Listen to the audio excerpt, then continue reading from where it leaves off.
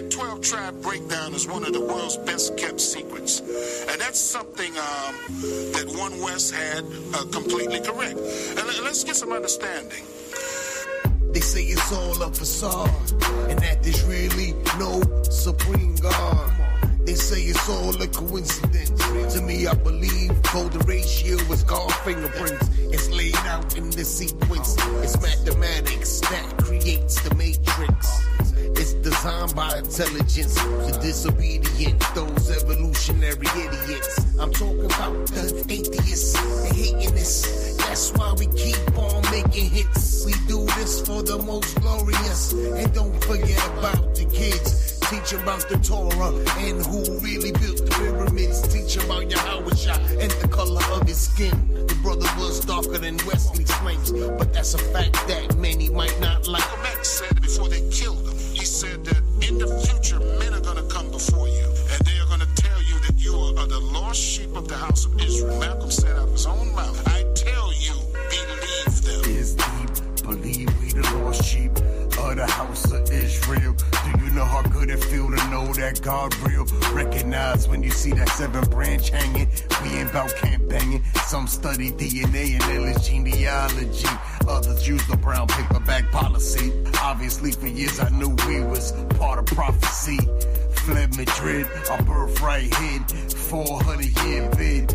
Puerto Riches, Ponce de Leon, shallow graves and ditches. The Spaniards' conquest for riches is sickening, disgusting. Let's have an honest discussion without any cussing and talk about the abomination of the nation. We fear every curse situation gon' get worse. The Most High's firstborn, Jeremiah 31, 9th verse. Ephraim got brothers in there that look just like Esau, the devil, the white man. Yet many of them are our brothers and sisters. Ephraim is the Puerto Rican, but the original Puerto Rican were black as tar. It was the Most High that scattered us, Shiloh that gathered us, born in Bethlehem and raised up in Nazareth, the image of the Father in all righteousness, heir to the throne, but they made Christ a myth. Why is this? The enemy is showing his hate for me, right in front of our face, but we vote for them faithfully. What a low down and messed up state to be. It's gonna change, but we have to wait patiently. Can't live in peace cause they profile racially. Their justice system has no justice in them. Truly in vain is salvation hoped for. When Christ take them down, they won't oppress us no more. All hail our King, he's taking his crown back. Jewels that I dropped in the form of a soundtrack. Food for thought, praying that the Savior comes quick. Northern tribes, southern tribes is really just one stick. The 12 tribe sign is up to date. We've had white guys come up to us 30 years ago. Get out, rich white guys, and get out the limousine and downtown now and point to the sign and say, how did you guys find out? And so we said, what do you mean? He said, that sign. How did you find out the information? We paid billions of dollars to keep that. There's a book out now, a white scholar wrote that went and did research.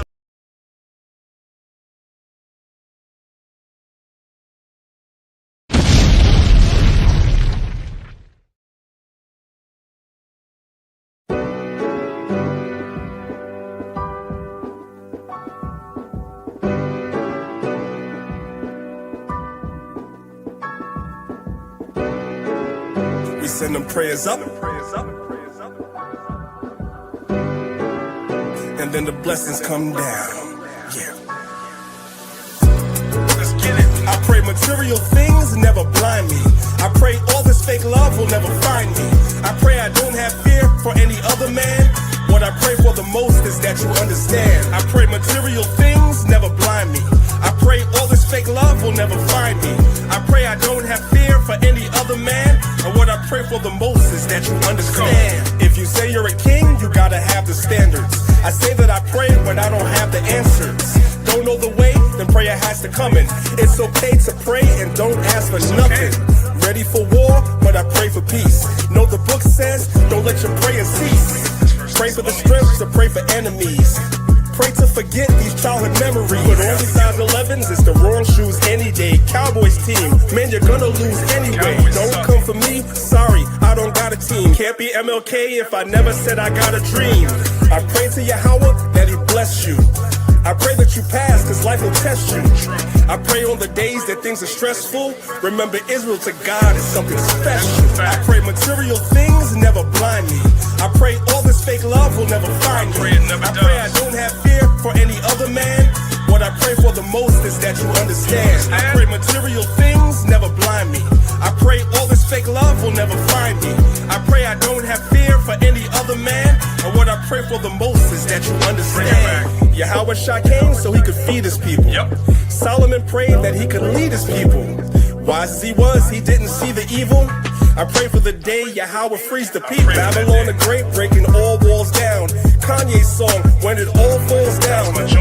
I pray every day, that's a part of me, that we all celebrate like classic R&B. Cool in this gang, there's so many speakers. I pray that you learn, we have so many teachers. I pray for the kingdom, cause it needs to come. I pray for Isaiah 14 and 1. Always be thankful, what my lady said. Don't ask for much, just my daily bread. I pray on the days that things are stressful. Remember, Israel to God is something special. I pray material things never blind me. I pray all this fake love will never find me. I pray I don't have fear for any other man. What I pray for the most is that you understand. I pray material things never blind me. I pray all this fake love will never find me. I pray I don't have fear for any other man. And what I pray for the most is that you understand. We send the prayers up, and then the blessings come down.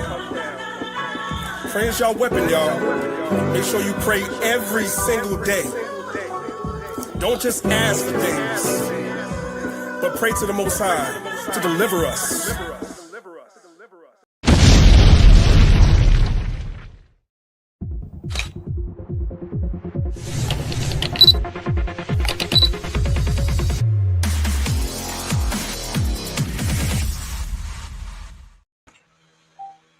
Shalom, shalom, brothers and sisters. What's going on? What's going on? What is going on? Welcome to another edition of the Lions of Israel Saturday morning class.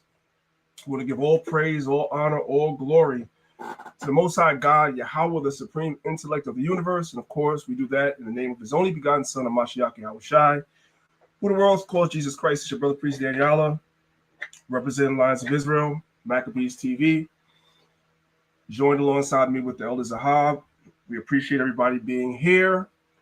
Of course, I want to start off by shouting out everybody that's watching us on our online platforms, YouTube, Maccabees TV, Lions of Israel class. Guys, just make sure, as I always say every week, to subscribe. Make sure you guys hit the notification bell so you guys can get a notification when I'm going live.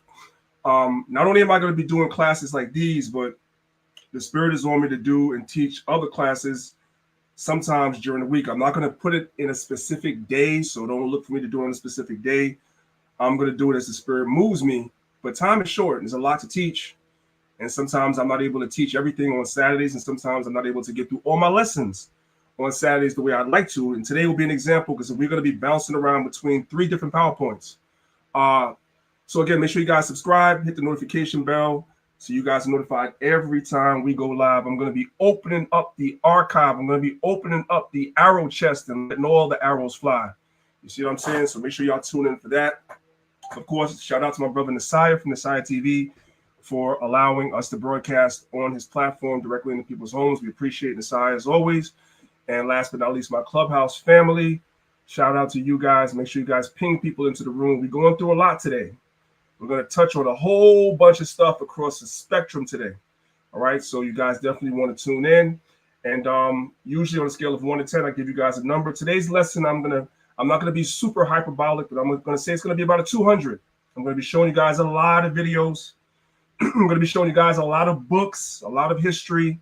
We're just going to be going across the scale and a lot of different things. You guys definitely would like to see some of the stuff you guys have already seen and are familiar with, but there probably are some things in here you've never seen that you might see today. So you definitely want to click the link at the top of the room, come over to YouTube so you guys can see it with your own eyes. Because as we teach, demonstration beats conversation every single day. When we are able to demonstrate what it is we teach, in addition to teaching it, it makes our faith that much stronger. With that being said, before we get started, I'll put the floor in the hands of Elder Zahab if he ever wants to say a couple of words, and then we're going to get right into it. Hey, shalom, priest. How's my volume?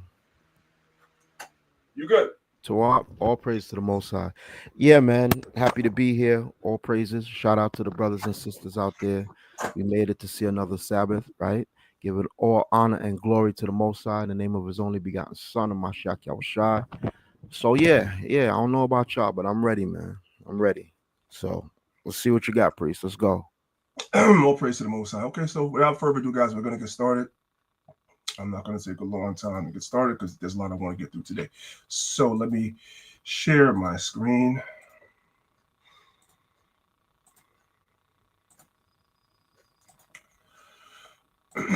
So you guys saw that today's lesson was called Is the Holy Bible the White Man's Book? Now, I gave this lesson a couple of years ago, and YouTube in the middle of the stream cut the stream.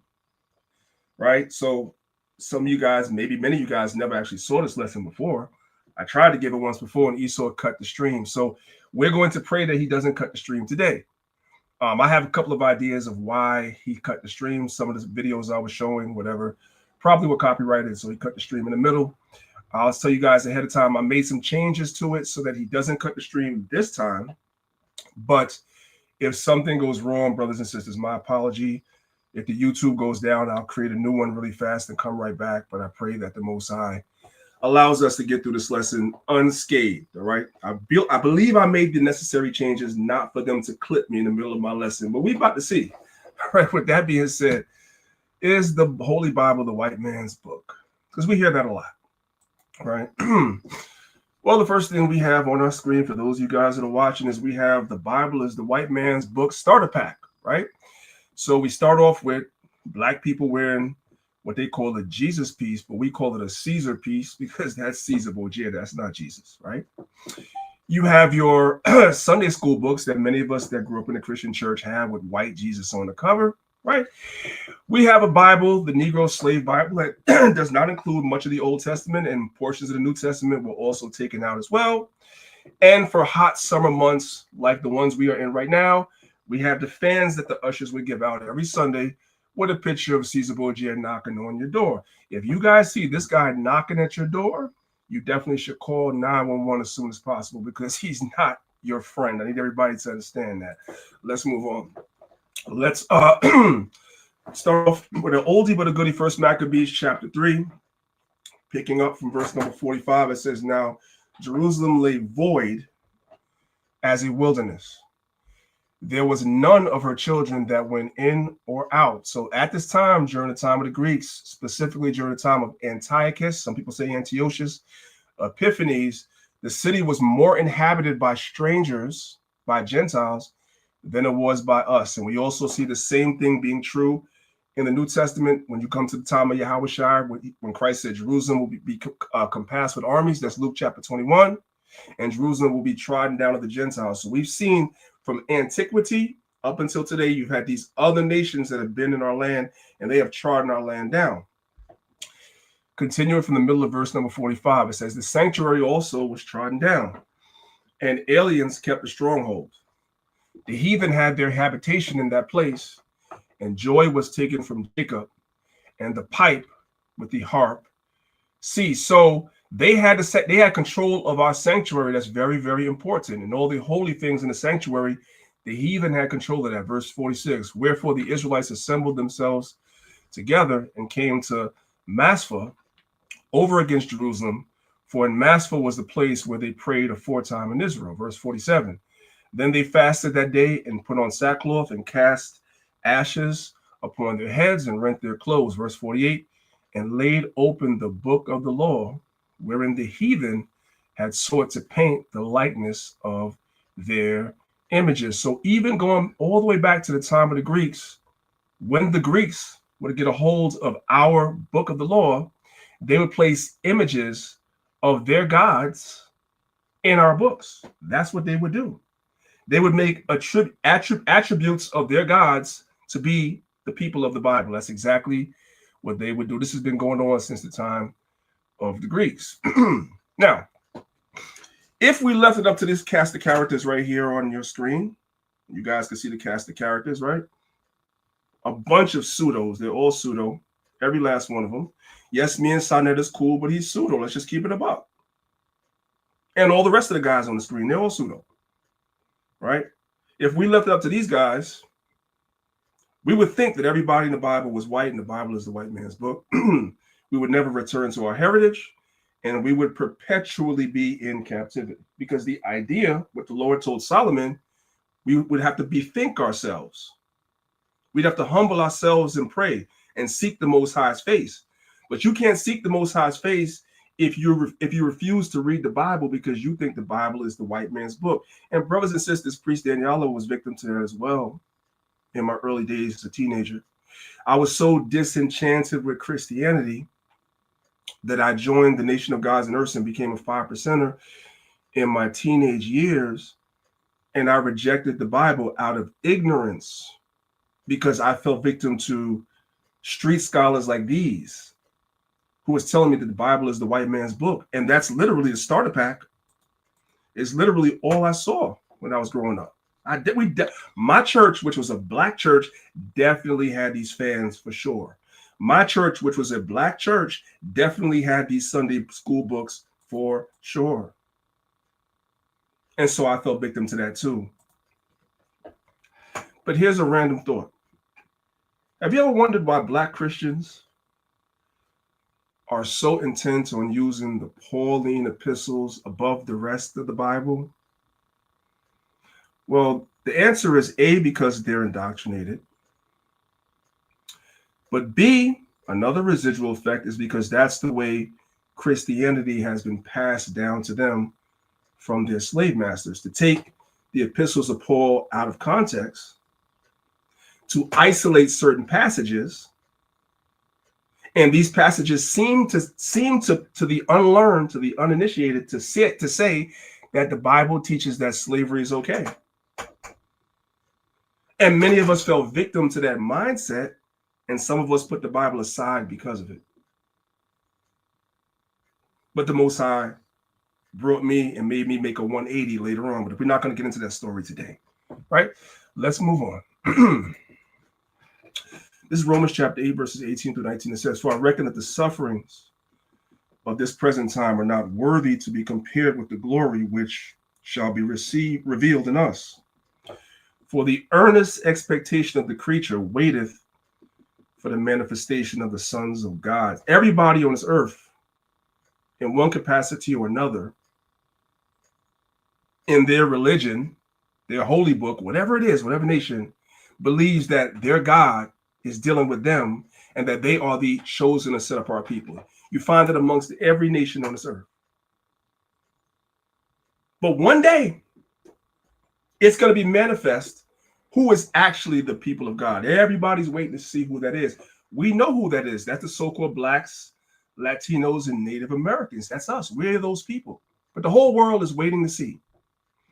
Let's move on. Let's read Psalms chapter 64, verse 8. It says, "So they shall make their own tongue to fall upon themselves, and all that see them shall flee away." So I have a question now, and this is where we're going to start getting into the demonstration portion of the lesson. So again, you guys on Clubhouse definitely want to click the link. We're about to go into a lot of stuff. So for those of you that are looking at the picture on the screen, those are the Kennedy boys, right? So you have John Kennedy right here, president, of course, that was eventually assassinated. You have his brother Robert Kennedy, who ran for president after his brother was killed, and then he was also assassinated. And this guy over here is Ted Kennedy, right? He was a senator from Massachusetts for many, many years. But I want to focus on the guy here in the middle, Robert Kennedy, who was eventually assassinated just like his brother, right? See, the elite at the top, they already know certain things. So what I want to do is I want to stop sharing my screen for a second on the PowerPoint, and I want to come to this article that I have the hyperlink right here for, and I kind of just want to read you a portion of this passage right here really quickly. So this is an interview that is on NPR.com, right? And the name of the article is "Remembering RFK's Visit to the Land of Apartheid, which is South Africa," right? And I want to scroll down right here. And I want to read what Robert Kennedy said in this paragraph right here. It says, this is somebody that actually witnessed and was there when Robert Kennedy actually visited South America. And this is what he said. It said, I have memories of him going, and not only that speech, but when he was arguing with the students. And the students were saying, well, you know, in the Bible, there is slavery. So the black students in South Africa, the white students in South Africa were arguing and saying, hey, the Bible promotes slavery. That's the same thing that we all thought before we came to the truth as well, because we didn't understand scripture in context. So they're saying, see, the Bible promotes slavery. And my father said, well, just think about this. He was trying to see how he could reach out to the kids. And he said, well, just think about this. If you die and you go up to heaven, and suppose when you get there, you enter the pearly gates, and suppose God is black. And that stunned the kids. Because obviously, like many, they created God in their own image. And they had never imagined a God could be black. And when my father came back from his trip to South Africa, he wrote an article saying, suppose God is black. See, these white people, they know this. They've always known this. The elites, the everyday, common, so-called white man, so-called white woman, so they don't know nothing. They're just as ignorant as the everyday so-called black, Hispanic, and Native American. They're just as ignorant. They don't know a damn thing. But the elites amongst them know the truth. And watch this. The elites amongst our people, which is us, we know the truth too. And that's where the war is. That's why there's a war to shut us up and shut us down. Let's get back to the PowerPoint.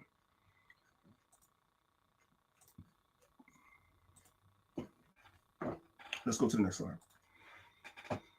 Now, here's a very interesting fella. He's an Eastern Orthodox preacher in the Eastern Orthodox Church. Let's listen and see what he has to say concerning certain things. Listen. Imagine if the Lord Jesus came as a black American. Sorry, I don't mean anything wrong in here. Like, I love the black Americans. They're stunning people. And I mean it. They're really stunning. And their faith moves mountains. Oh, if you want to learn from them, learn faith. The black Americans hold the Christian faith, not the whites. The black Americans hold the Christian faith, not the whites. And the Christians are Israelites, by the way. Let's go back just a little bit. Listen again. The Christian faith, not the whites. Okay, I didn't go back. Black Americans hold the Christian faith, not the whites. But imagine, like, Jesus came as a black American. It would have been cool, bro. Yo, what's up, brother? Because we're the salt of the earth. You know that. That's what he's saying. We're the salt of the earth. Listen. Imagine, like, he says, hey, let me some skin, bro. What's up? What's up? What's up in the man? Hey, what's up? Hey, bro, what's up? Truly, I said to you, my man. That would have been cool. Well, you know what's beautiful about that? Your wish is going to come true. That's the best part. You said it was going to be cool. Well, it is going to be cool. Because when Christ come back, he's going to be a black man. I don't know, priest. Is that a backhanded compliment? It's a backhanded compliment. You know what I'm saying? We're going to take it. We're going to take the backhanded compliment because at the end of the day, what he's saying is true. Kind of the one. Let's move on. Imagine Now, if the Bible was the white man's book, the first question I always ask people is, why were we not allowed to read it? Because every time I listen to Sonetta and the other pseudos on his channel, they say the white man wanted us to read the Bible. No, that is not what history teaches us. So let's go to history. Let's find out if that is true. So we're in a book called Before the Mayflower by Lerone Bennett Jr. Very, very good book. As you guys can see, we are on page number 87, and we're going to read a little bit to find out if the white man wanted us to read the Bible like the conscious community says. It says, a curtain of cotton rang down on some 4 million human beings. It became a crime to teach these men and women to read and write. It became a crime to give them a Bible. So if the white man wanted us to be indoctrinated with the Bible, why was it a crime in slavery to teach us to read? And why was it a crime to give us the Bible? Somebody is lying. Somebody's lying. Let's go to the next slide. Now we are on page 109. It says, each slave state had a slave code which was designed to keep slaves ignorant and in awe of white power. And one of the ways you keep people ignorant is you keep them from what? Reading. Under the provision of these codes, slaves were forbidden to assemble in groups of more than 5 or 7 away from their home plantation. They were forbidden to leave plantations without passes, and they could not blow horns, beat drums, or read books. But I thought that they gave us the Bible to read. They want us to read the Bible. That is a lie. They would pick certain slaves and teach them how to read.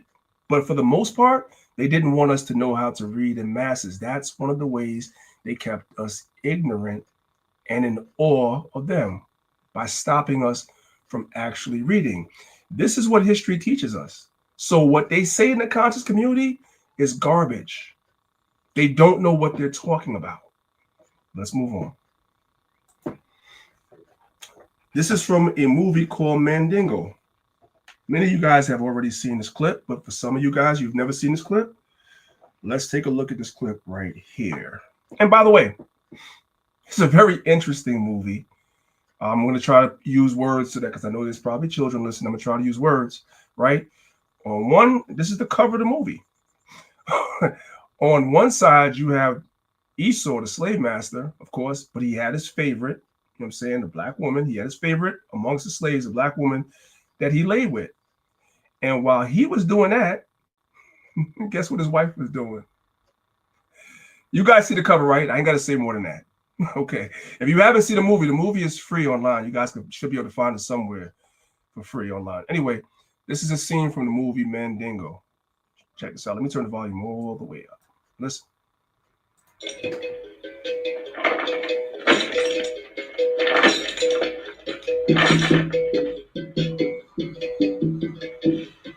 How y'all feel laying here chained while a white man walk about, do his pleasure with a black girl?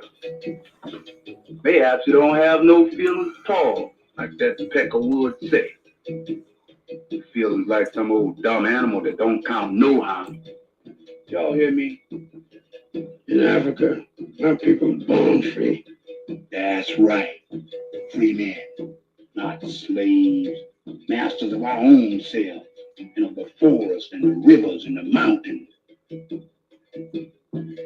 Y'all think that deep down that Peckerwood don't know we's as human as he is? What for you reckon he keep us from learning, religion, and reading? 'Cause they know. So the movie is matching up with what the book says. So we don't know what the conscious community is talking about. It's clear that they didn't want slaves reading, especially the Bible. Listen. They's a fear that deep down we is human.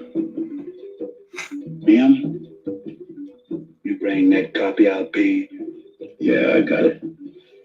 Show these brethren how to read. Oh Lord, our God, other lords beside thee have had dominion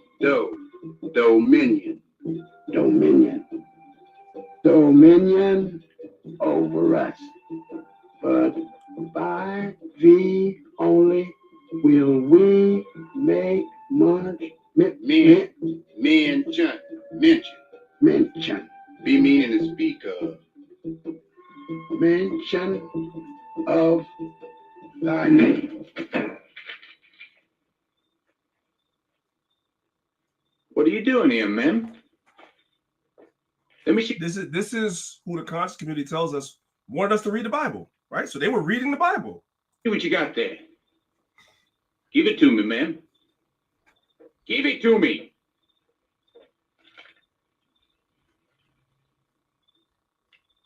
Damn. Damn, You nigga, can you read, can't you? Nigga, you reading the Bible. Damn. Damn. You can read, can't you? And write. Who learned you, ma'am? It's you, huh, Cicero? Damn, get out of here. So I'm gonna leave that there. I'm gonna leave that there. You guys can definitely go check this movie out. So this book, this movie actually agrees with history. So we don't know what these Negroes is talking about. With that being said, let's go and let's move on. It's plenty to go through today. Plenty. We're gonna go through a lot. This is another movie that you guys are familiar with. You guys, many of you have seen before, but maybe somebody didn't see it. This is from the movie that came out in 1972. It's called The Legend of Nigger Charlie, right? Many of you guys have seen this already. We're just getting warmed up. We got a lot to go through. Check it out.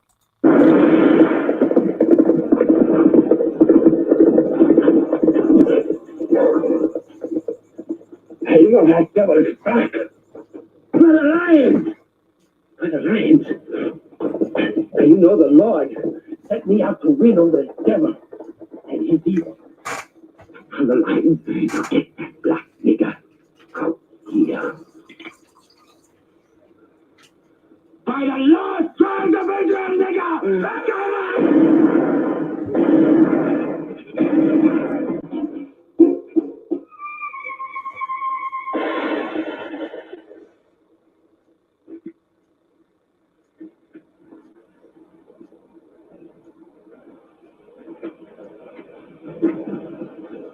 The lost tribes of Israel were black. Now, I don't know about the rest of the movie because I've seen it. That's the only part of the movie that matters to me. That's it. But you guys could clearly see that going back to 1972, that's before most of us were born. I don't think there's many of us listening that were alive back then. They already knew this. This is not new. This is not new. Hold on. That was before this whole BHI thing then, right? Well, you know, one was started in 69, right? But you pretty much, before it got popular. And these people that created this movie didn't know nothing about the BHIs. They just know. It's common knowledge. Let's move on. Now, this is a movie that came out 4 years later, 1976. It's called The Message with starring Anthony Quinn. And the name of the movie is called Muhammad, Messenger of God. We don't care nothing much about this movie. We just want to kind of glean something. We want to extrapolate something from this. If you guys don't know what the word extrapolate means, go ahead and pull your smartphone out and look it up. We just want to extrapolate something real quick from this movie. Real quick. Check it out. Merchants, we buy and sell in good faith. We cannot afford scandal. Let's see. Hamad, you're a friend of Anajashi the king? Yes. Can you use that friendship? I think I can bring them back. Yes. Abyssinia? Rise up. There is nothing you may ask for that we will not give. Lion of Judah, I don't know where to begin. You have our friend. So all I wanted you guys to that went right over everybody's head.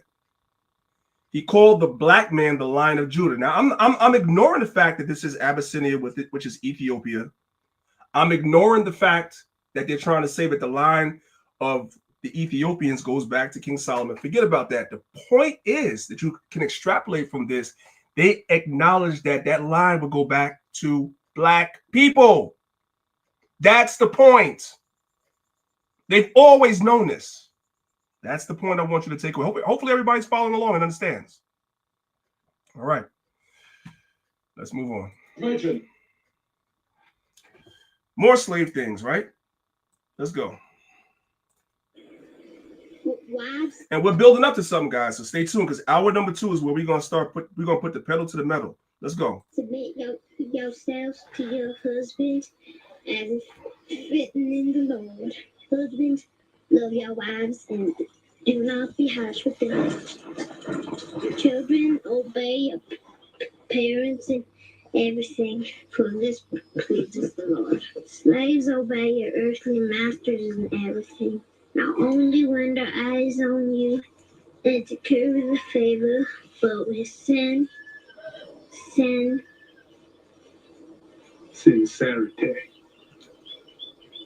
sincerity of the heart in referring to the Lord.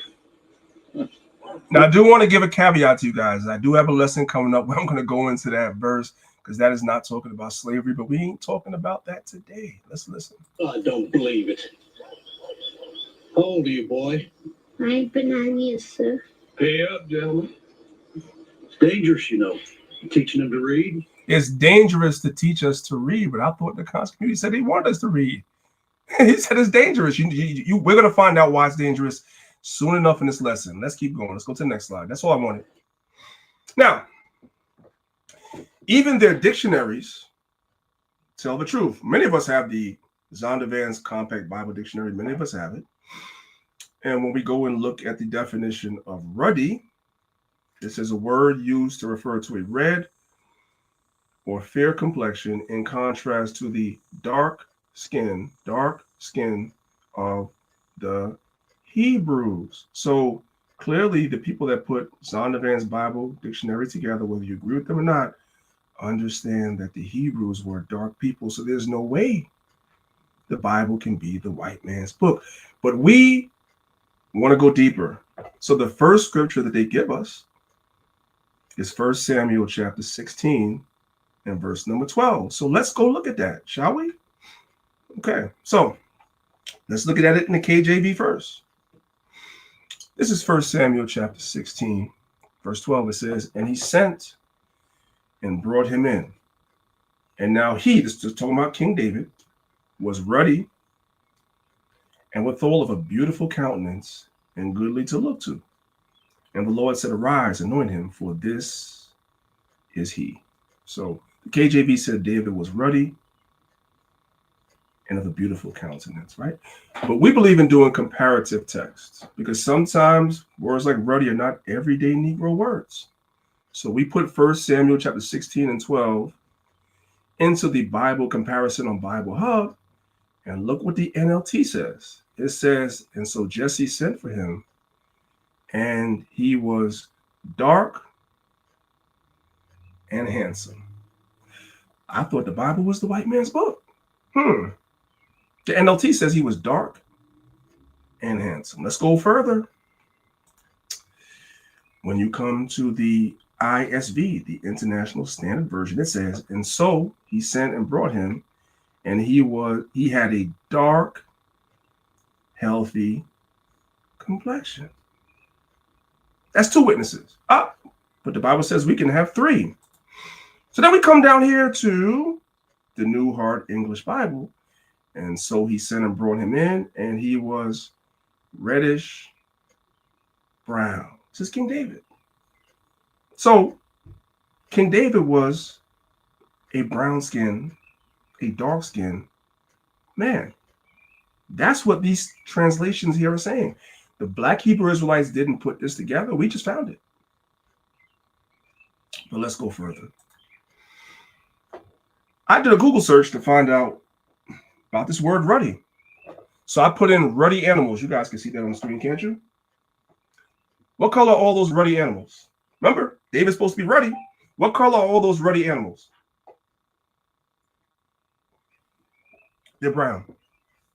All these ducks and this mongoose, they're all called ruddy, which is different shades of brown. Let's go further. I have a book called The Icon, and it was put together by a guy by the name of Kurt Weitzman. I believe that's the cover. I may have put the wrong cover there. It doesn't matter. It doesn't matter. in my haste to put this PowerPoint together. However, when you guys look at this image right here, this is King David from the book called The Icon. Right? Matter of fact, let's go look it up. Let me make sure. Let me fact check myself because I will change it. Hey, guys, you know we build it while we fly, right? So I will change it.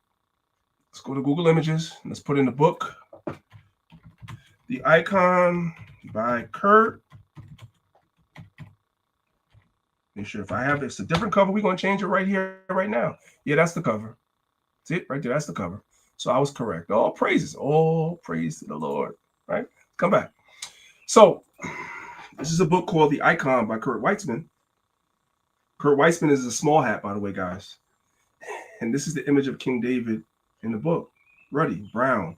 Look at his face and his hands compared to the book. Look at his face and his hands in comparison to the scroll he's holding. Look at his face and his hands in comparison to the trimming on his cape and on his garment. It's a brown skin. Just like the translation say. That image matches these translations. The NLT, the ISV, and the New Heart Translation. They all say the same thing. Then when we come to the icons, it matches the same thing. Somebody lying, and it's not the Israelites.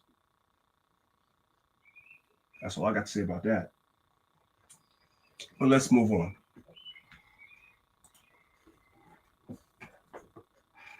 They teach us these things to separate us from what attaches us to the Father, which is this book, this Bible. Then we can't repent.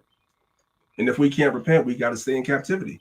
So sometimes we got to go back to the basics. That's why I'm teaching such a basic lesson. Sometimes we got to go back to the basics. This is Psalms chapter 2, verse 1. It says, why do the heathen rage and the people imagine a vain thing?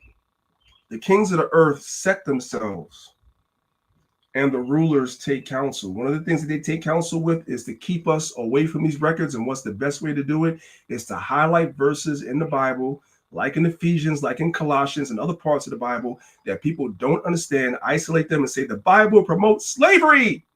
And the Negroes ain't going to want to deal with it. The rulers take counsel together against the Lord and against his anointed, saying, let us break their bands asunder and cast their cords away from us. This is Psalms 83, oldie but a goodie. Verse 1, it says, keep not thou silence, O God, Yahweh, and hold not thy peace, and be not still, O God, Yahweh, for lo, thine enemies. So God has enemies. Make a tumult, and they that hate thee have lifted up the head. Verse 3, they have taken crafty counsel to try to isolate verses in the Bible, to try to say that the Bible promotes slavery because it's the white man's book. That's crafty. Crafty counsel. They have taken crafty counsel against thy people and consulted against thy hidden ones. Verse number 4. They have said, come, let us cut them off from being a nation. And one of the ways they cut us off from being a nation is cut us off from our records. We have no interest, many of our people, in our records, because we think our records is somebody else's records. That the name of Israel may be no more in remembrance. Verse 5, for they have consulted together with one consent. They are confederates against thee. This is Zechariah chapter 4, verses 5 through 7. It says, then the angel that talked with me answered and said unto me, knowest thou not what these be? And I said, no, my Lord. Verse 6. Then he answered and spake unto me, saying, this is the word of the Lord Yahweh unto Zerubbabel, saying, not by might, nor by power, but by my spirit, saith the Lord of hosts. This is how we're going to be delivered. Not by might, not by guns, none of that stuff. Not by rioting and whatever you might want to think that people are going to try to do to come out of this condition. That's not what's going to happen. It's by the Spirit of the Lord, which resides in these words that we're speaking. It may seem like nothing, but it's destroying them, which is why they're so against this movement. They don't really know how to fight this movement, which is why they try so many different things. See, when the Panthers came, when the NFAC came, they came straight toting the guns. So it's much easier to make them look a certain way. Our weapon of warfare is the Bible and our words. Right? So it's a lot harder. They're still trying, but it's a lot harder.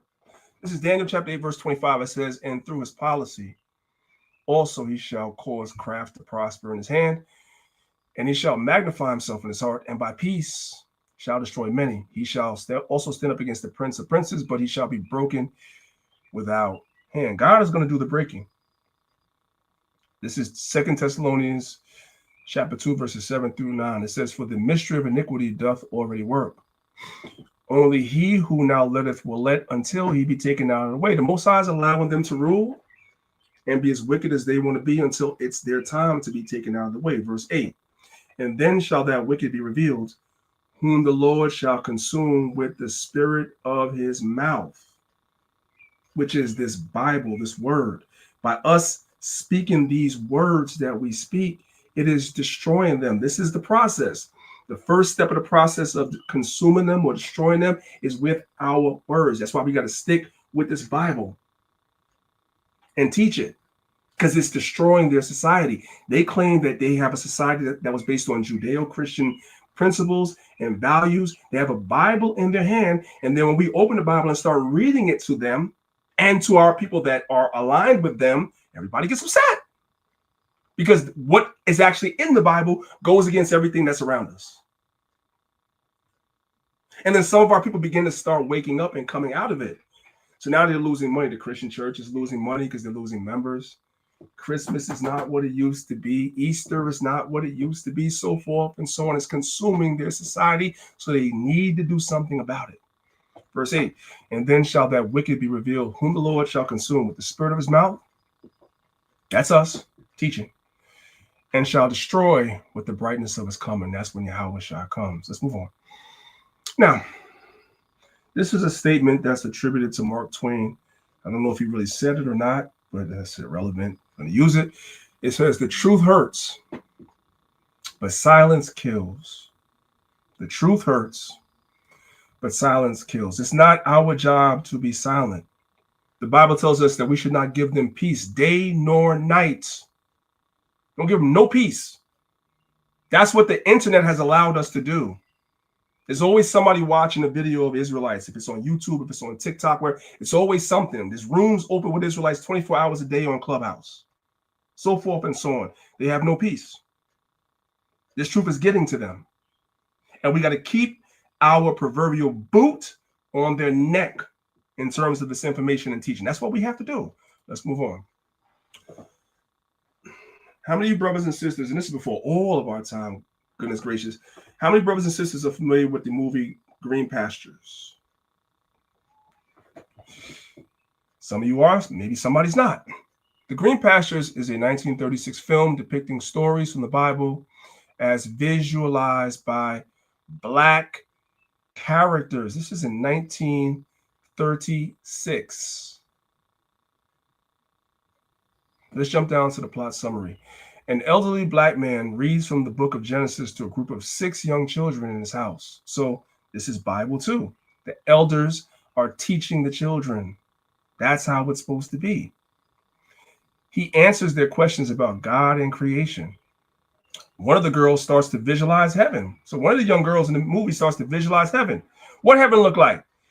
We entered the pearly gates to an all-black heaven with winged angels sitting on clouds.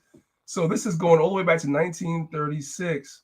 The person that produced this film, Mark Connolly, knew that the Bible wasn't the white man's book. Let's pick it up here. We're going to watch up until 2 minutes of this movie, Green Pastures. This is from 1936. These Black people in 1936 have more sense than Philip Anthony Mitchell, who some brothers are now calling Pam. The brothers from IUIC are calling Pam. These Negroes in 1936 have more sense than that nigga. Listen. White angels. That's the all-black heaven, y'all. One more miracle. And you got to help me. In case it's a new kind of miracle. In my own image, let there be man.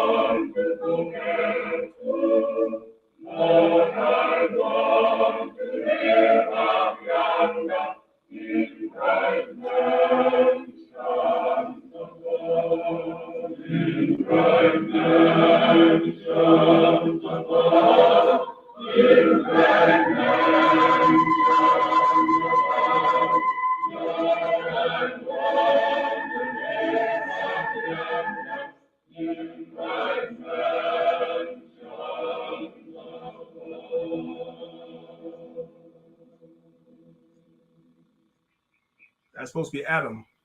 Why don't they have him as a white man?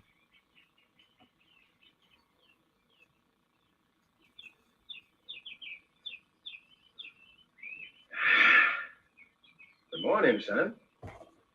Good morning, Lord. What's your name, son? Adam. Adam. So they got Adam depicted as a black man in 1936. Let's go to the next one. What? We're going to pick it up at 3 minutes. I'm going to pick it up at 3 minutes. Just for the sake of time, we're not going to watch the first 3 minutes. Let's pick it up right here. This is Noah, right? The people are eating and drinking and having a good time. And then what happens? We know the story. Look. You better pray, you poor children. You mean you better pray? You better pray for... Now, I like this because this is literally, you got to put yourself, you brothers that are teachers, you got to put yourself in the same position. People are eating and drinking and being merry. Then they pass by the camp, and we're telling the people there's going to be another flood. This one's going to be with fire, right? And what do? They scoff. Well, they show you that in the movie. You better pray, you poor children. You mean you better pray? You better pray for rain. That's just what I ain't doing, sinners.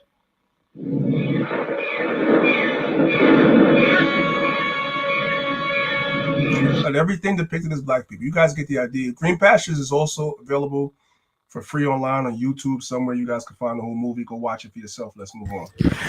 Hey, Priest, real quick. It's funny you put that cracker Norman Lear on the screen because he's Amalek, no? It's right? It's right on the screen, yeah. Right. Now, back then, you put on Green Pastures. You got to understand, back then, Hollywood, right, was run by you know who. So they were the ones who greenlit that. So why would they do that? Forget the director and the right. Back then, if the producer say, yeah, your film got made. If they say, nay, your film didn't get made. That's how it was back then to some degree now, but not so much because of the internet. But back then, and the question is, why would they put that out there?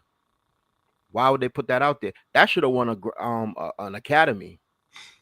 3 years later, what they give it to? Gone with the Wind. I mean, I'm not mad with the sister for playing, Hattie McDaniel or whatever, but still, that film, Green Pastures, it should have been in the National Archive. It should have won an Academy. It should be like up there. But what do we got? We don't have that. So it shows you who controls Hollywood and who's pushing out certain things as far as what we see and what we digest. But yeah, powerful film, man. It became an afterthought.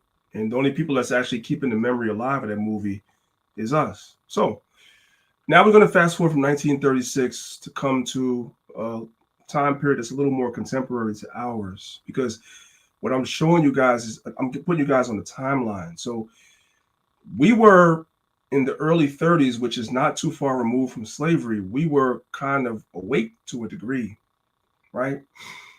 And so they had to put us back to sleep. And this is where this guy comes in. This is Norman Lear, right? Many of you brothers and sisters don't know who the hell this guy is and why we're talking about him.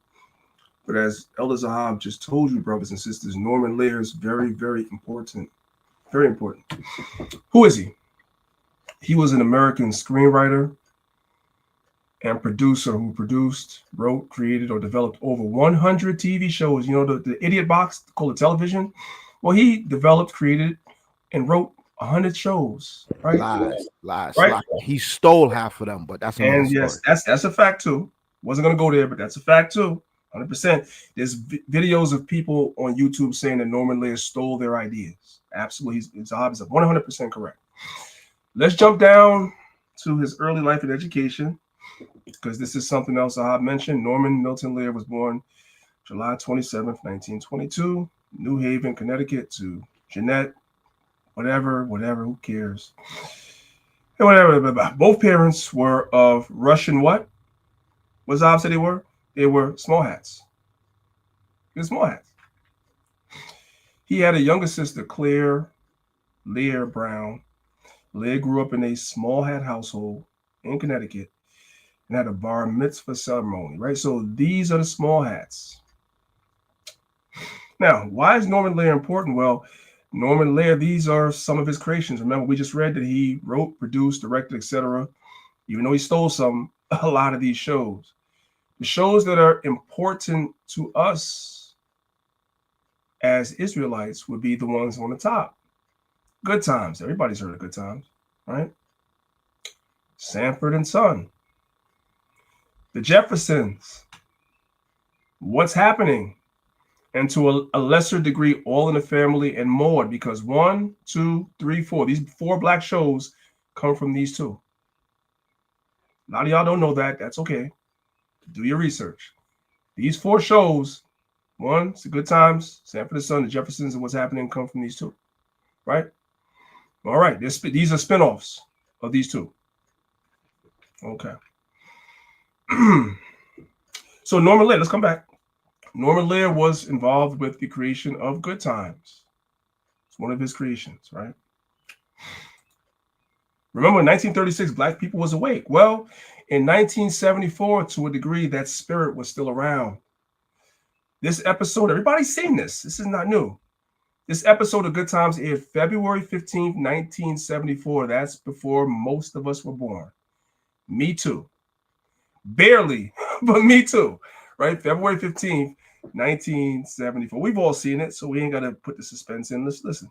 How do we know Jesus wasn't black? He could have been from the lost tribe of Israel. They were supposed to be black. So I know that went fast, but this is remember, Green Pastures was 1936, right? So you have 30, you have 46, 56, 66. This is almost 40 years later. That residual understanding was still around. Almost 40 years later, Black people were still aware that the original Jews were black, not white. Nobody was running around saying the Bible was a white man's book. We didn't think like that back then. That's new. How do we know Jesus wasn't black? He could have been from the lost tribe of Israel. They were supposed to be black. I bet they were. If ever people were lost, we're it. Now, that was supposed to be a joke. But hidden within jokes, as we always teach you guys, is truth. If ever there were people that was lost, we're it. This is the buffoon of the show. Even he knows that. A broken clock is right twice a day. That's what they tell, right? Let's go. Okay, I'm not going to stop at this time, but I want you guys to catch it because they're talking fast. How do we know Jesus wasn't black? He could have been from the lost tribe of Israel. They were supposed to be black. I bet they were. If ever people were lost, we're it. Now just watch out, both of you. This picture has been in my family for as long as I can remember. When I was a baby, I don't know what I saw first. My mama, my papa, or this Jesus. Now he's the one I know and love. So let's close the subject. Jesus was black, the Bible would have said so. But it does say so. What are you talking about? I read about it. It's in Revelation chapter 1, verse 14. I read about it in Muhammad Speaks. It says, his hair is like wool, and his eyes are like flame and fire. Oh, Lord have mercy. You sure do say that. Now, we're not going to harp on this no time. I know a lot of y'all, when y'all see this, y'all get mad at Esther Roll. That's her, right? Y'all get mad at her and say she was a coon. She was not. If you guys understand the history behind the show, she was not. She did not want to do this show because when Norman Lear originally gave her the script for the show, she was a single mother with no husband. And she said, I will not do the show unless you give me a husband. I'm not going to be the single black woman with no father on the show. Facts. Go do your own research on that. I know the video is triggering it if they're acting. She was not that. I gotta let you guys know that. Let's move on. Now, we're gonna start at 13 minutes on the show, real quick. I want you guys to understand something, right? Now, at 13 minutes, real quick, let's go there. I'm gonna go to about 13 minutes. So you guys saw clearly Michael was telling his mother that Jesus was black, right? Now, what happened was, this is where the switch starts coming in. Nah, niggas is too conscious. From Green Pastures all the way up to Good Times, Negroes are too conscious. They know too much. We got to switch this thing up and start making Negroes look stupid. This is where this guy took over the show. Listen. Cartoonist's vision of Ichabod Crane, a funny man to the eye, to which he deliberately added to the ear. The boy was just plain funny. Dynamite became a running joke. And the character, JJ, John and Esther began to believe was running away with the show. End quote. Now, Norman Lear released his memoir when he was 92 years old. I think that by then, with all of the black culture that he must have been... Salakia Priest, were you supposed to be sharing that? They can't see it? All we see is a picture of the actor. You could. Oh, okay, Salaki. I thought you wanted to show a video with. Okay, Salaki. Something to call Jimmy Walker other than the boy. I mean, how many times on Good Times have we heard what Michael Evans had to say about the word boy? Even though JJ became the breakout star of the show, producers thought that the real star would be Ralph Carter. That was supposed to be the real star. The boy that told you that Christ was black, the Jews are black. This was supposed to be the star. But the small hats that were writing the show, producing the show, they were like, no. Played Michael Evans. Ralph Carter was appearing in the Broadway musical Raisin when he caught the eye of Good Times producers. They liked him so much that Norman Lear bought out the remainder of his contract just to have him to be able to appear on Good Times. Remember seeing this in the opening credits? Well, that's what that meant. Like what you're hearing so far? Press that thumbs up and subscribe. JJ was the buffoon figure on the show. JJ was the buffoon figure on the show. The star was supposed to be the young dude because he was dropping knowledge, but the small hats were like, no, we're going to make the buffoon the star of the show. Well, that's what that meant. Like what you're hearing so far? Press that thumbs up and subscribe.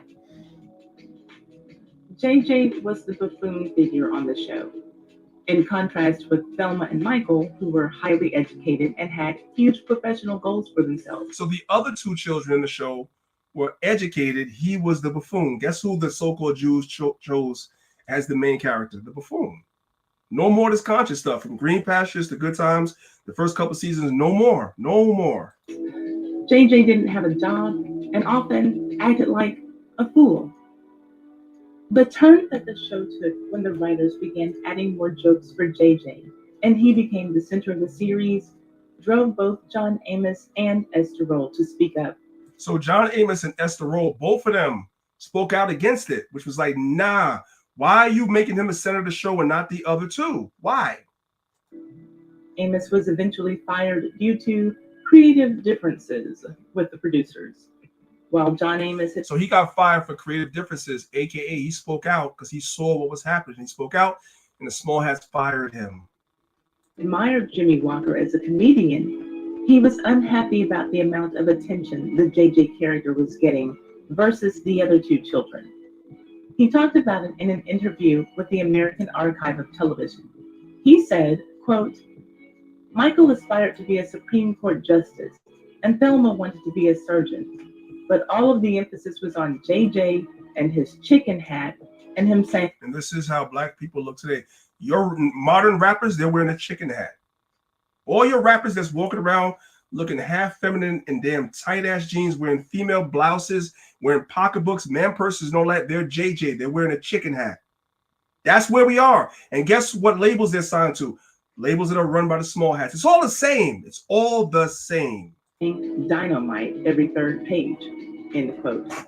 John Amos also admitted that he wasn't the most diplomatic person in those days. He wasn't diplomatic because he was fighting with the small hats. Like, stop making us look stupid.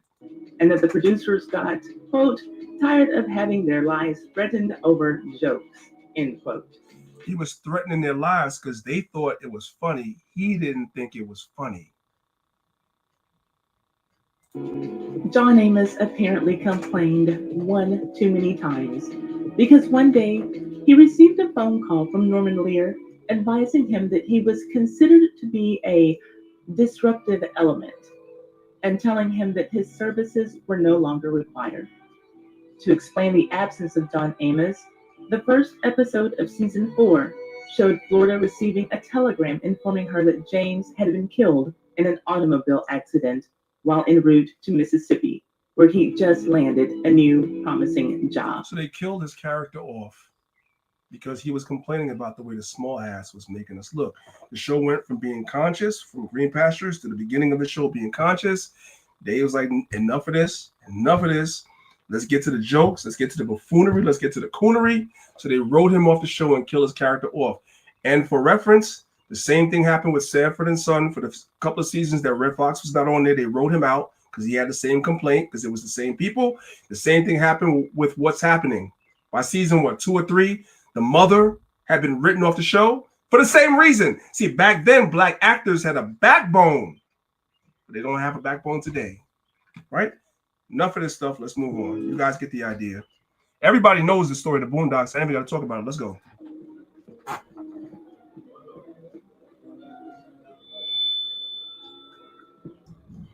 Excuse me, everyone, I have a brief announcement to make. Jesus was black, Ronald Reagan was the devil, and the government is lying about 9/11. Thank you for your time and good night. So we went from Green Pastures to Good Times to the Boondocks.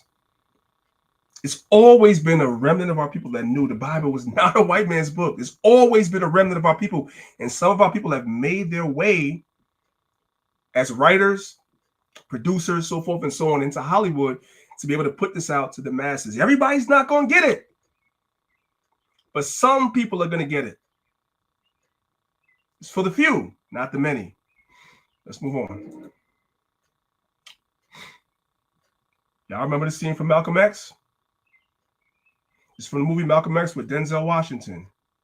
I'm going to tell you, God is black. God is black. Everybody knows God is white. Everything the white man taught you, you accepted. He taught you were a black heathen, and you believed him. He taught you to worship a blonde, blue-eyed Jesus with white skin, and you believed him. He taught you that black was a curse, and you believed that. Did you ever look up the word black in a dictionary? For what? Did you ever study anything that wasn't part of some con? What the hell for, man? Come with me. Now, if you're paying attention keenly, what are they doing that was forbidden in slavery? They are reading. This is what they don't want. Black, destitute of light, devoid of color, enveloped in darkness, hence utterly dismal or gloomy, as the future looked black. Pretty good with them words, ain't you? Soiled with dirt, foul, sullen, hostile, forbidding, as a black day, foully or outrageously wicked, as black cruelty, indicating disgrace, dishonor, or culpability. And there's others, black male, black ball, black guard. Yeah, man, that's something on, man. Let's look up white. Here. Read. White, of the color of pure snow, reflecting all the rays of the spectrum, the opposite of black.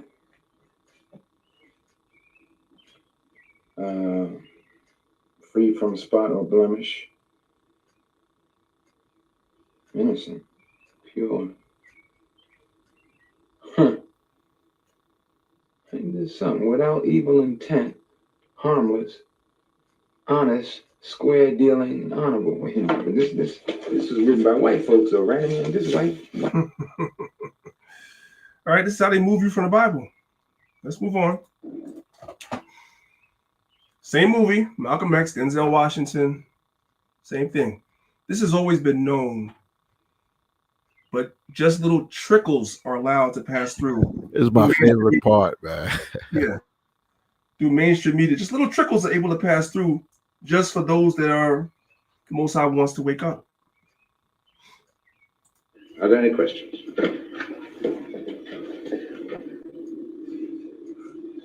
Hey, watch it, baby. This cat is heavy on religion. Y'all missed that. Y'all didn't catch that. Y'all didn't catch that. That's what they tell us about the Christian apologists. You guys don't want to argue with them. They know their stuff. No, they don't. No, they don't. I'm trying to find some nice words. No, they don't. Always, everybody wants to appeal to the white man. No. Are there any questions?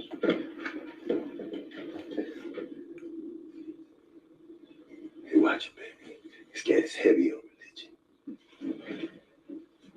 I can see this has become a struggle between good and evil. Satan has a question. Yes, sir, Chaplain Gill. But since neither one of us are God, I don't think neither one of us are in any position to say who's good and who's evil. Why don't you just ask your question? We were discussing the disciples. What color were they? Well, I don't think we know that for certain. But they were Hebrews, were they not? That's right. As was Jesus. Jesus was also a Hebrew. Why don't you just ask your question? What color were the original Hebrews? I have told you that we don't know that for certain. Then you can't believe for certain that Jesus was white. Just a moment. God is white. Isn't it obvious? That's Christianity in a nutshell. God is white, isn't it obvious? Hey, what Slakia Priest, what's Vocab Malone master that he always go to? The crypt keeper dude. James White. Yes, sir. Isn't it obvious? James, God is white. Isn't it obvious? Yeah. Just a moment. God is white. Isn't it obvious? Well, that is obvious, but we don't know if it's obvious that God is white. The Honorable Elijah Muhammad teaches us that Jesus did not have blonde hair and blue eyes. The Honorable Elijah Muhammad teaches us that the images of Jesus that are on prison walls and churches throughout the world are not historically correct, because history teaches us that Jesus was born in a region where the people had color. There's proof in the very Bible that you ask us to read in Revelations 1st chapter, verse 14 and 15, that Jesus had hair like wool and feet the color of brass. Just what are you saying? I'm not saying anything. I'm proving to you that Jesus was not, and I might quote one of our Indian brothers, he was not a pale face. Amen. Now, we're not going to get into the history right now, but just understand that when this movie was being originally created, there was a lot of resistance amongst black. There was a lack of financial sponsorship for it, and a lot of black celebrities that Spike Lee went to, they did not want to give him money for this because they were scared for their lives. We ain't gonna deal with that today. Let's move on. Okay. All right. Y'all look at this real quick. This is from the Museum of the Bible in Washington, D.C. Look at this, y'all. Inside Washington's Museum of the Bible, a single volume that is like no other. The so-called Slave Bible. Remarkable not for what's in it, but for what's not. So about 90% of the Old Testament's been removed and about 50% of the New Testament's been removed. To put it another way, a normal King James Version has 1,189 chapters in it. The Slave Bible has only 232. Missing are chapters and verses that might have encouraged uprisings. Book of Exodus, redacted. No story of Moses demanding Pharaoh, let my people go. Gone is Galatians, and the verse, there is neither bond nor free, for ye are all one in Christ Jesus.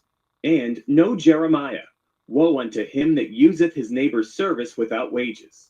What they've left in are verses such as Ephesians 6:5, which is the famous verse, slaves, be obedient to your master. We're going to talk about it in weeks to come, guys, because that is a Yeah, that's easy to understand. We'll talk about that in weeks to come. Let's go. Normally I do those in the academy, but since we're doing this now, I'll do it for a regular Sabbath class in weeks to come. Let's go. Looking at this Bible, it's hard to tell that anything's been taken out of it. That's correct. I mean, it looks like a normal book. For many enslaved Africans, this would have been the first time they were exposed to the Bible. A Bible selectively edited to instill obedience, using religion to underpin the horror of slavery. When people encounter this exhibit, what lasting impression do you want them to leave with? Well, we want to pass the message on that may this never happen again.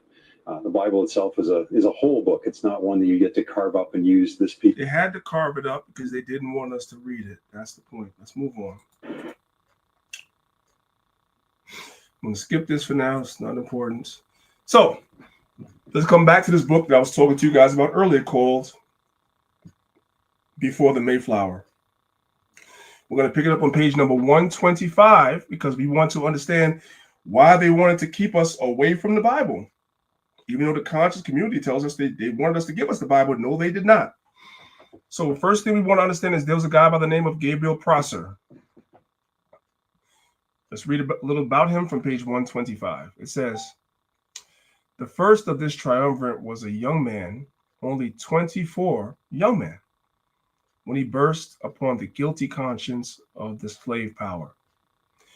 He stood 6 feet 2 and wore his hair long in imitation of his biblical idol, Samson. So Gabriel Prosser's idol was Samson.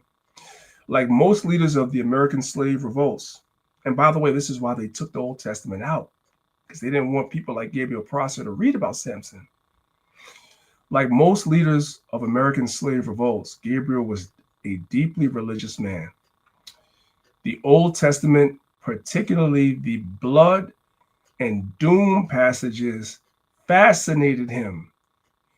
In the dying days of the 18th century, Gabriel meditated on the Bible and dreamed dreams of a black statue, not in the Caribbean, but in Virginia, the land of Thomas Jefferson and George Washington. This is why they gave us a slave Bible, because when you start reading the Bible and seeing what God does to those that oppress people, they didn't want us to read that. That's why they had to take it out. Let's go to the next one. Pick it up from page number 127. Concerning Denmark Vesey. Third paragraph. It says, there burned in Vesey's breast a deep and unquenchable hatred of slavery and slaveholders. So Denmark Vesey hated slavery and he hated slaveholders. It gets better. Listen, a brilliant, hot-tempered man, he had served for some 20 years as the slave of a slave trader. So Denmark Vesey used to be a slave, but once his slave master died, he got his freedom. Unlike these millionaires of our people that will get rich, they grew up in the ghetto like the rest of us. They poor like the rest of us. They get their money. They forget about their people. Denmark Vesey wasn't like that. He got free, but he remembered his people. In this work, he traveled widely and learned several languages. He learned also that slavery was evil and that man was not meant to be a slave. Vesey reached a point, it is said, listen, where he could not bear to have a white person in his presence. So when he got free, he didn't forget about his people. He didn't even want these people around him. The conspiracy this firebrand conceived is one of the most elaborate on record. 4 or 5 years, he patiently and persistently played the role of an agitator, telling slaves that their lives were so miserable that even death would be an improvement. Vesey buttressed his arguments with quotations from abolitionists, Toussaint Louverture, watch this, and the Bible. That's why they gave us a slave Bible. He would read to the slaves from the Bible how the children of Israel were delivered out of Egypt from bondage, but he warned that God helped those who would help themselves always. Everywhere the words of Joshua were on his lips, and they utterly destroyed all that were in the city, both man and woman, young and old, and ox and sheep and ass, with the edge of a sword. That's why they gave us the slave Bible, y'all. I don't know what the conscious community is talking about. They took the Bible away from us, and then when they gave it back, they gave us the slave Bible. They took everything out. Now, this may be new to some of y'all. Did y'all know that they made a movie about Denmark Vesey in the 80s? Now we got now we're in 2025. We have big time movie producers, black movie producers, Ryan Coogler, Tyler Perry. They won't make this movie again. They won't make it again. And they don't tell you it was already made in the 80s, but it was already made. And I have a copy of the full movie, but I'm going to show you guys some scenes from it. This is scenes from a movie called A House Divided. If you guys can find it, all praises to the Most High. The movie's called A House Divided. Denmark Vesey's Rebellion. The movie came out in 1982. You know why you never heard about it? They don't want you to know it was made. We're going to start from the beginning, and we're going to go all the way up to 2 minutes and 1 second. Let's go.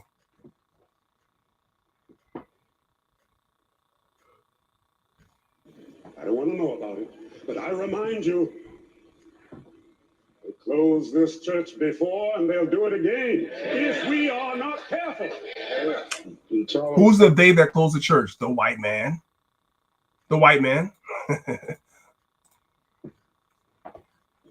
don't want to know about it, but I remind you, they closed this church before and they'll do it again if we are not careful. Intolerable. You already got your freedom, Denmark. What more you want? So Denmark got his freedom, just like we read in the book. But he didn't forget about his people like these celebrities do. Listen. Respect. You one of the people he talking to, Denmark.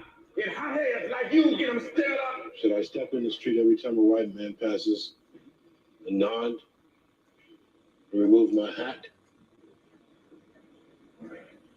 Should I worship the white man? I ain't saying worship the white man.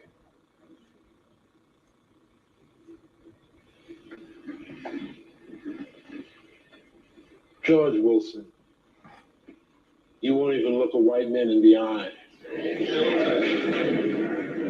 Neither will you, Pharaoh Thompson. Y'all see why they don't make movies like this no more, right? Y'all see why, right? Or you, William himself. None of you would. Brothers, let's not fight each other. Roller, they say your master, Governor Bennett, is a good man. He's a good man, but he ain't God. Peace, brothers, peace. Roller, if you tell him our trouble, perhaps he could do something to help. They're all thick-headed buckers from Governor Bennett down. Where you going, Denmark? I've got work to do. You're too proud, Denmark. You've been free so long you forgot what it's like for the rest of you. I haven't forgotten what it's like for my wife and son. There ain't nothing we can do long as we slave. Then you deserve to remain slaves. So, y'all see that? Let's go ahead and fast forward it to 3 minutes and 41 seconds. Yeah, Tyler Perry ain't making this movie. Ryan Coogler, he made us sinners, but he's not going to make this movie. They made this in 1982. This is probably the only time they'll make a movie like this. Let's look. Somebody come look at this. You all know that the Bible is the word of God revealed to man. Yeah. That's what the book says. You see how he's coming out the Bible? This is where he gets his inspiration. All these great men got their inspiration from the Bible that the conscious community says is the white man's book. That's BS. Let's keep going. And that every word of it is true. Yeah. The truth has been concealed from you. Amen. They do not want you to learn to read the Bible because if They don't want you to learn to read the Bible. Why? you did, you would learn that God says that slavery is a sin. Amen. Would God? You guys get the idea. This is from a movie called A House Divided. Denmark Vesey's Rebellion, 1982. You guys can look it up. You might be lucky and find the entire movie. I have it. But they haven't made a movie like this since. But for the sake of time, I'm sorry, guys. We got to move on. I told you we're going to go through a lot today. I'm going to skip this right now.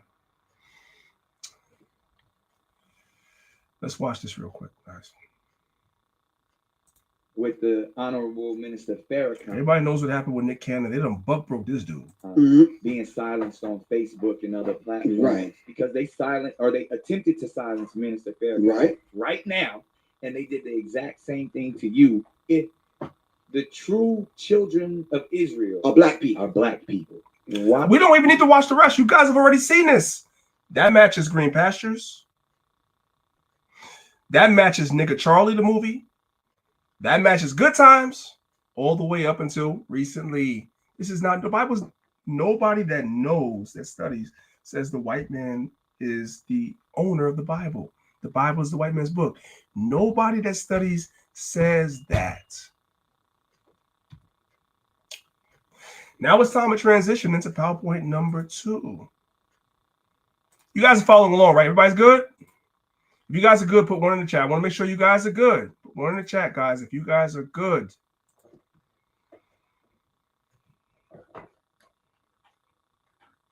The name of this PowerPoint, and we're not going to go through it all. We're just kind of just go through some of it. It's called the Russian Icons. This is part 2. I have a part 1, but this is part 2. Hidden in Plain Sight. This is a famous image that most of you guys have already seen of a so-called white man writing up or painting an image of a white person to replace the dark images that are all around him. The guy here in the back, this is your St. Nicholas, right? Excuse me.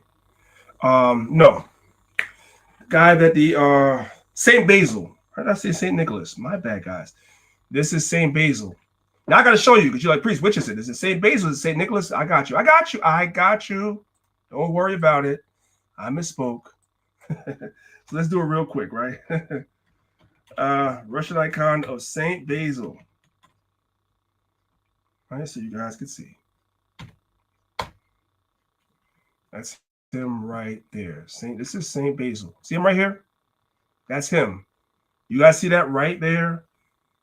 That's him. So my apologies, I misspoke. Icon of St. Basil the Great. Let's come back to the PowerPoint. That's him right there. Let's come back to Google again.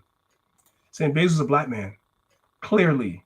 His face, his hands, and then we can see his garment, his cape. Yeah, we already see what it is. So that's clear. Now let's come back to the PowerPoint. Okay. So this is St. Basil here in the back. This is Hamashiach Yahushua, Jesus Christ. And then this guy here is painting a white image, right? So I didn't do part 1, as I want to do part 2 because I think part 2 is relevant to what I was just talking about. So to the Israelites, this is old news. To average people, average white people, this is infuriating. Let's watch the video real quick. Let's see what we find out. As the Ukraine-Russia war drags on, Russian President Vladimir Putin has decided to move one of Russia's holiest icons from a museum to a Moscow cathedral. This arises a debate around Putin's growing reliance on the church. More on this in our next report. So Vladimir Putin is moving an icon from a museum to a church. That's what's going on. Okay, let's keep watching. What else? Emphasizing on the importance of the holy icon, Putin ordered Andrei Rublev's Trinity be transferred to the Russian Orthodox Church from Moscow's Real Trinity quick, right be there. transferred to the I want you to, sorry, went too fast. My bad. This right here, this is St. Basil's Cathedral. These look like ice cream cones at the top, right? That's the analogy I always make. These look like ice cream cones. This is St. Basil's Cathedral. St. Basil, let's come back out. Somebody's lost. Somebody lost. So priest is going to help you out. This is St. Basil. So now, let's see what his cathedral looks like so we can put it all together. Here we go. Boom. Is that the same thing? That's the same thing, ain't it? This is St. Basil's Cathedral. By the way, let's click this right here. In St. Basil's Cathedral, the icons on the wall are black. You guys don't see that? Anyway, it's Hey, not important. Slakia Priest, it's also good to bring out the fact that around what year was that circa for Saint Basil's Cathedral? Just a rough time frame. The reason why I'm saying that is for a reason. Hold on. Our people, right? Because you know that so-called black people, Israelites, right? We were in Russia, and Russia was around where, Priest? 1555, around that time. Around there. Now we are Israelites, right? But some of us were still dabbling a little bit of Christianity. Is that right, Priest? That's why you don't see a lot of Israelite motifs on the wall, so to speak. But even though it's black people, we were still a little bit dabbling with Orthodox Christianity. That's why it shows them in that light. You know what I mean? If that makes sense, Priest. Okay. So now we're back to the PowerPoint because now we're all on the same page. So Vladimir is moving the icons from one place to another. Let's listen again. As the Ukraine-Russia war drags on, Russian President Vladimir Putin has decided to move one of Russia's holiest icons from a museum to a Moscow cathedral. This arises a debate around Putin's growing reliance on the church. More on this in our next report. Emphasizing on the importance of the holy icon, Putin ordered Andrei Rublev's Trinity. So it is St. Basil's Cathedral, a black man. Keep going. To be transferred to the Russian Orthodox Church. What's that on the wall right there? I'm just curious. Anyway, let's go. From Moscow's Tretyakov Gallery for a year. The relocation of Russia's most well-known icon highlights how closely the war has intertwined politics and religion. What's that? Trinity is a 15th century artwork which is all set to take its place in the Cathedral of Christ the Savior. What's that? Yeah. The icon depicts the oak of Mamre, where the three angels visited Abraham. What's that? In the book of Genesis. Троица – это главный памятник русской культуры. Нечто подобное у нас вот есть за спиной, только в другой стране. Это соборы Московского Кремля. Ничего подобного у нас нет. Троица более 600. Church are arguing that this transfer of icons is a political move on behalf of Putin. Watch this, he y'all. wants to keep the That's church what we wanna on his side in this war by showing his respect to the religious institution. The West claims that Putin is framing the war as a battle for the survival of Russia. To which the researchers further demand Look at this stuff, guys. to prove that the war is not his personal military activity. You guys can see all that black iconography, and they're still in Russia today. But the Bible is the white man's book. Meanwhile, these Russians are bowing down to black icons everywhere. It's all around them. Let's continue. So, you guys would understand that because all this is coming out and we're teaching it. You got Edomites that are mad. This guy right here in the video, he's big bad. He's upset. He's upset. He saw Putin with that black image. He's upset. This is on TikTok, right? Let's read the caption first. It says he big mad. Blacks really hanging on to this Putin artwork. Do they know Putin? He big mad. Let's listen to what he says. All I see is Putin is finally announced to the world. Why you mad, bro? Oh, I get it. Feeling white and ruddy right now. He said he's feeling white and ruddy right now. I'm going to deal with that in a minute. He said he's feeling white and ruddy right now. We're going to deal with that, Esau, but let's keep going. But ain't nobody mad. You made a video about me. So whose feathers have been ruffled? You're the one who has been bothered and are upset, obviously. Now, with that said, your doctrine sucks. And like Revelation 1:14 through 16, this is about the glorified Christ. Brass in a furnace burns white. He said brass in a furnace does what? Brass in a furnace burns white. Wait, hold on. Glorified. Brass in a furnace burns white. Brass in a furnace does what? Brass in a furnace burns white. Brass in a furnace does what? Brass in a furnace burns white. Okay, so you guys should know. We gotta fact check that.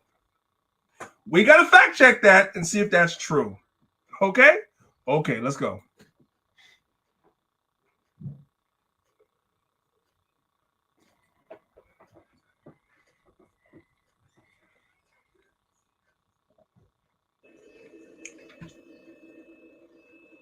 So we have brass in a furnace, right? Melt brass in your backyard. Brass in a coal burning furnace, right? We're not running from it. We're running to it. Hey, Esau, what you say? What you say, Esau? Brass in a furnace burns white. Huh? Brass in a furnace burns white. One more time. Brass in a furnace burns white. Okay, so we're not going to spend a lot of time on this. Let's just come to the end of the video and let's see what we find, shall we?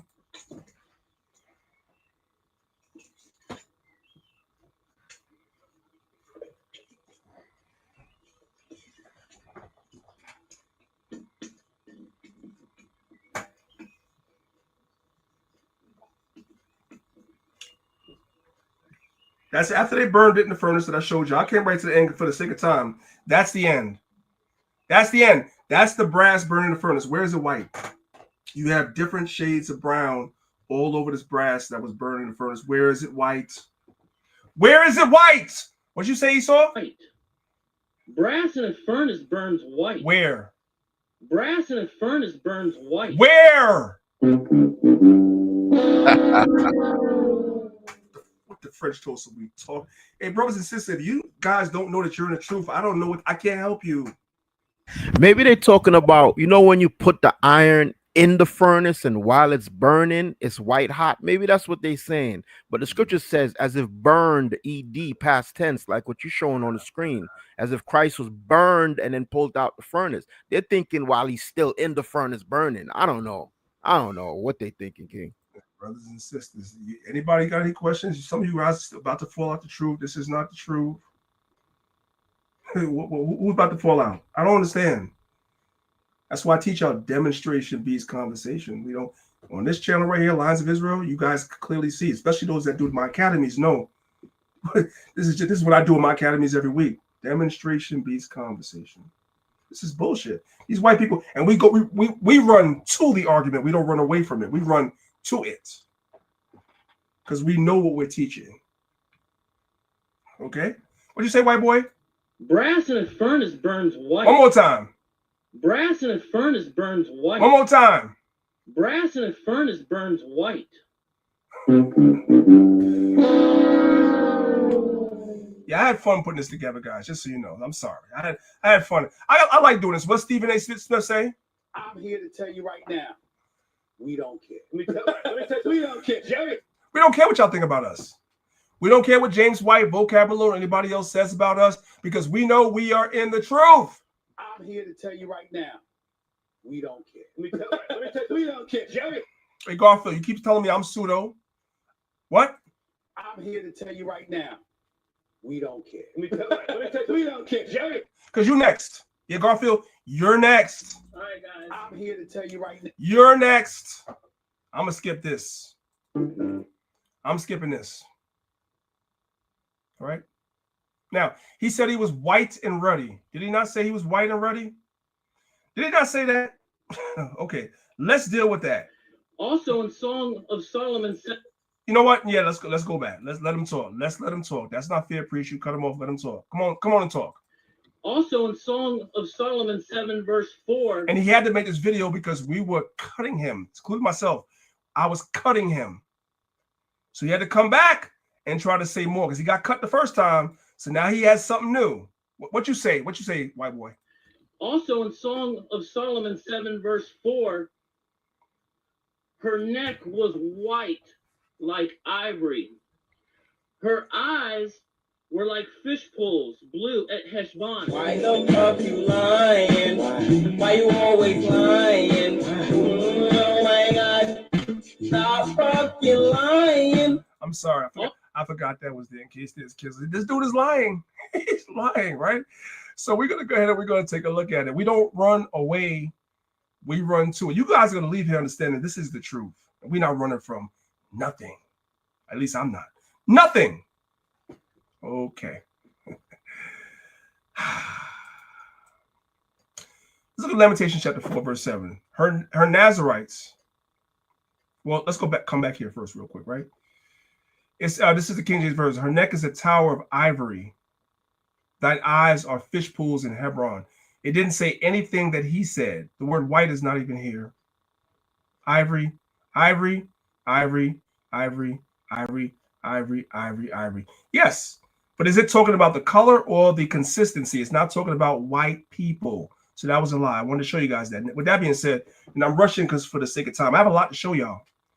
This is Lamentations chapter 4, verse 7, because after we cut him on that, he came back and had something else to say. So we're going to cut him again. The Nazarites who took the Nazarite vow, Lamentations 4, verse 7. They were purer than milk and whiter than snow. So the Nazarites, which is a vow, he says the Nazarites were white. Every time we cut him, he came with something else. So we about to cut him again. This is Lamentations 4, verse 7 in the KJV. It says her Nazarites were purer than snow, and they were whiter than milk. So see, they're white people. Okay, let's see. This is Lamentations 4, verse 7 in the KJV, and then here is the Hebrew. Her Nazarites were purer than snow. They were whiter, right? So you have the Hebrew word tazakach right here, right? Tazakach. What does this word actually mean? Well, when you come to the understanding of tazakach, right? It means dazzling. It has nothing to do with color. Let's come back one slide. I skipped something. Here is your Hebrew words for colors. You guys see the crayons right here? Here's your Hebrew word for colors. You see the white one? A lot of y'all don't speak Hebrew. You don't have to. You don't have to. You got two eyes. Look at the Hebrew goes from right to left. Look at the first letter. This is the word for white. See that first letter right there? That squiggly line that looks like a 7 with a point at the top. The number 7 with a point at the top. Let's scroll over here for the word white. Is that the same letter at the beginning? I'm asking y'all, is that the same letter at the beginning? No. No, it's not. The second letter is not the same either. It's not. The third letter is not the same either, because this is white. So over here in Lamentations 4 and 7, when it speaks about the Nazarites being white, it's not talking about them being white people. The context of what it's saying is that they were dazzling. I mean, the Nazarites were pure because they took an oath of being a Nazarite. So there were certain things they didn't participate in. It doesn't mean that they were literally white people, because the color white in Hebrew starts with this letter, then this letter, then this letter, and that's not the word here. Now, I know this is a little deep. This is normally what I go into in the academies. I really don't do this on Saturdays, but we're doing it today. You can clearly see. You don't even have to speak Hebrew to see that. These devils be lying. But the Bible is the white man's book. These devils be lying. Anyway, let's look at Isaiah chapter 1, verse 18, when the color actually is talking about white. It says, Isaiah 1:18, it says, "Come now, and let us reason together, saith the Lord, Yahweh. Though your sins be as scarlet, they shall be as white as snow." There's the word white again. And this time it's the word Laban. Laban. Because the actual color white is Laban. So this time it's literal.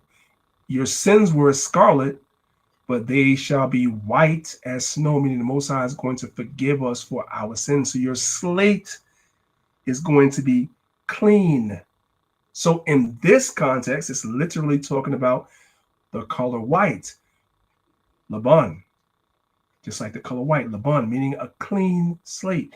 But in Lamentations 4, it's a different word. It's a different word. So this is not saying the Nazarites were white people. It's not. Sorry, Esau. I know. Sorry, Esau. I know you really wanted that. Sorry. Now, I went to do further research on this fella. And this is his TikTok profile. Anglo Israel 3. So he thinks he's an Anglo or an Anglo-Saxon.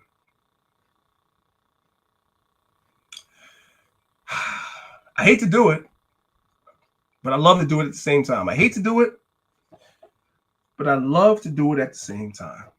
So I'm going to go ahead and do it. Since he says he's Anglo-Israel, that's what he said, right? I'm Anglo-Israel 3. Okay. I got a book for you, Anglo-Israel 3. It's called The Origin of the Anglo-Saxon Race, written by a white man, T.W. Shore.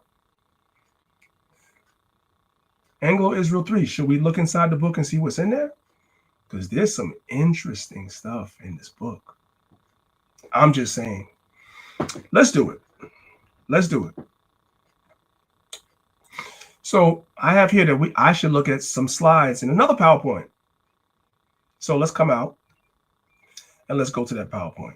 Shall we? Anglo-Israel 3. Let's look at this book, Origin of the Anglo-Saxon Race. Let's go ahead and let's do that. Let's see what we find. Here's another PowerPoint we have. What they forgot to tell you in history class conveniently. Same book, right? So I said I'm supposed to go to slide number 7. Here we are. Boom. This is from page 104. And by the way, let's do this. Let's do this real quick. Now, do this for those of y'all that really not only want to learn, but you have a desire to be able to, the same things you guys see me teaching. If Priest Danielle is not around and you want to be able to teach the same thing, I show you guys how to get it. It's not hard. It's on our website. Come to the Lines of Israel website. Right? There's our website right there. This is our website. You guys should make a chance. You know, when you guys get a chance, come to our website and visit our website. The Lines of Israel website, right? We have a website right here. There's places to donate. If this information helps you, please donate to the camp. But we're not doing that right now. We're going to come to books. This is on our website. You ain't got to go far.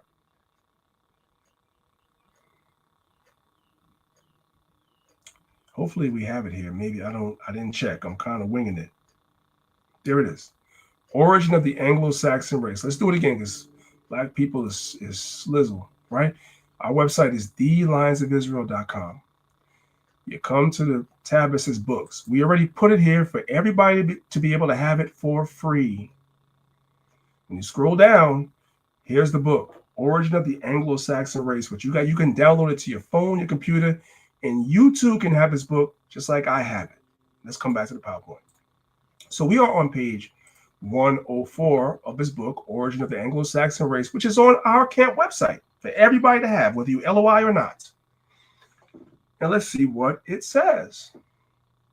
It says, is there any other way in which the origin of these mixed brown people, so there was a mixture of different brown people in England. They were intermarrying, surrounded by others of a somewhat fairer complexion, can be explained. An alternative explanation is that the people of a darker race may have come with the Anglo-Saxons or Danes. There is circumstantial evidence that the people of a brown or dark complexion did come into England during the time of both the Saxon and Danish settlements, and this may now be surmised. So these Anglos and these Danes were brown people, brown to dark complexion. And no, Garfield, this is not talking about their temperament with that bullshit argument that you're making. It's literally talking about their complexion. Brown is not a temperament. It's literally talking about how they looked. Let's come out of it and let's scroll down to, you guys see this is a whole PowerPoint. This is for the Academy. I'm not doing this here. To slide number 15. This is on page 111 of the same book. Shout out to my elders back in the 90s because they taught us this. When nobody else was teaching us, they taught me this. This is on page 111. Our darker forefathers talking about the Anglo-Saxons. This is what it says. It says the consideration of the evidence that the people of brunette. Now, to a Negro, you think about brunette, you think about somebody's hair, right? That's what you're thinking. Somebody's a brunette, their hair. So I helped you out. I took us back to first grade, maybe even kindergarten, and we're going to look at the shades of brown in the Brown family. Brothers and sisters, one of the colors in the Brown family is brunette. So when it talks about a brunette complexion, this is the color brunette right here. The Anglo-Saxons were considered to have a brunette complexion. That's what this book says. That was written by a white man. The consideration of the evidence that people of brunette complexions were among the Anglo-Saxons settlers in England leads on to that of a people of a still darker hue, meaning that the brunette Anglo-Saxons weren't the darkest because there were Anglo-Saxons that were even darker. But the white man, hold on, let's come back.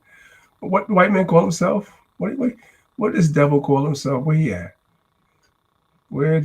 Oh no, it's the other PowerPoint. Sorry. Yeah, Anglo-Israel. What does devil call himself? He called himself Anglo-Israel. I don't know what to do for the white. I don't know what to do for this devil. I don't know. He need to go worship Thor with all that foolishness, all that cracker foolishness. Yeah. If you brothers and sisters, like I said, if you guys don't know, and you guys hear, sometimes we kind of allude to this, but you guys don't hear many Israelite teachers teach. First of all, because many Israelite teachers cannot teach you this. They can't. I'm just being honest. They cannot. Because the elders taught certain of us this stuff, which I think the Most High was one of the ones that they taught it. They can't even teach you this.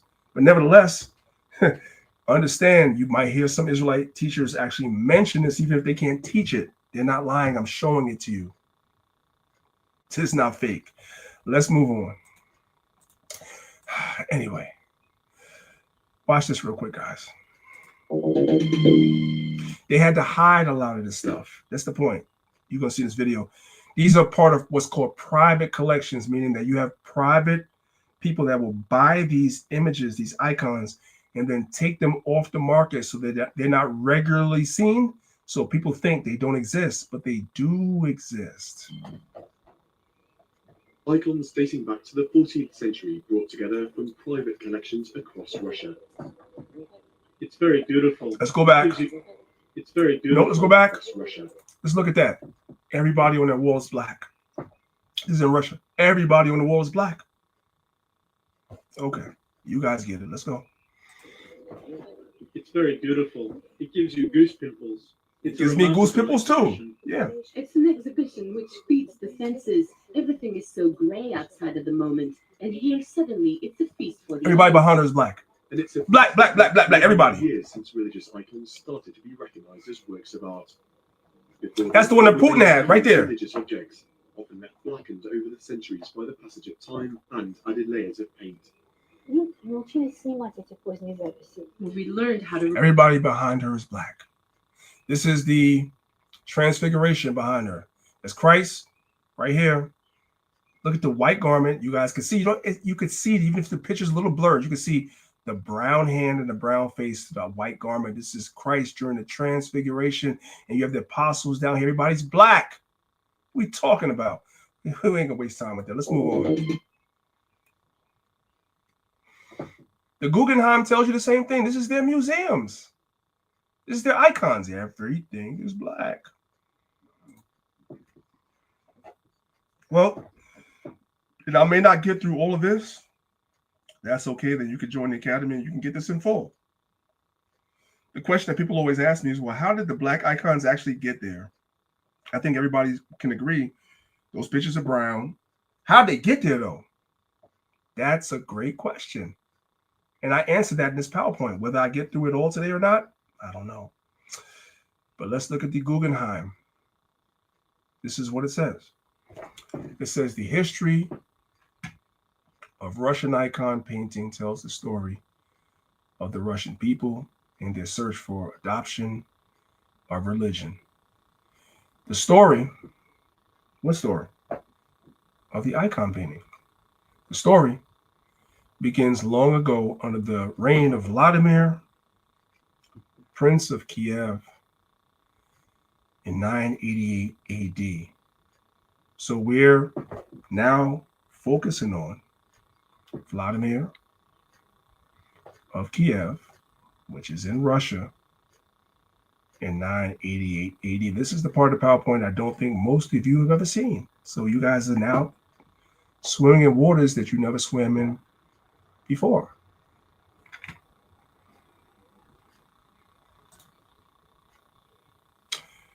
So I went to look at Vladimir's Wikipedia entry. So this is Vladimir the Great, same one, right? And you guys can see, for those of you guys that are following along on YouTube, you guys can see I have a bunch of names here that are highlighted, but it's a little blurry. You guys can't really see it. Let's get closer. Boom. So Vladimir, one of his children, or three of his children, right? You have a child by the name of Yaroslav the Wise. That's one of his children. And two more of his children is Boris and Gleb. So you have Yaroslav, Boris, and Gleb. These are the sons of Vladimir. Why is that important for you? I just told you, because Vladimir is the one that brought these black icons that we're seeing everywhere, that they say the Bible is a white man's book. Meanwhile, in Russia, everything's black. Well, Vladimir, this guy right here that brought the icons to Russia, got three sons: Yaroslav, Boris, Gleb.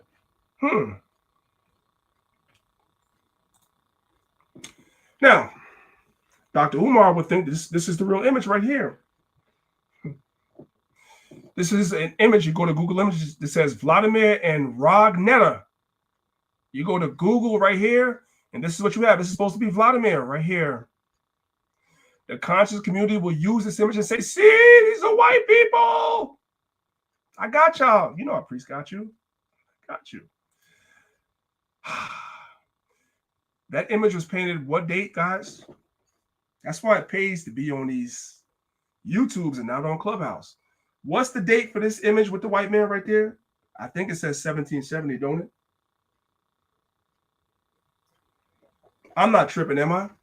That says 1770. Okay, we're going to hold on to that. We're going to come back to it. Let's hold on to it for a second. Again, I'm going to look at Yaroslav right here.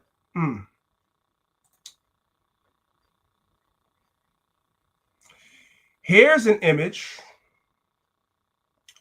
of Vladimir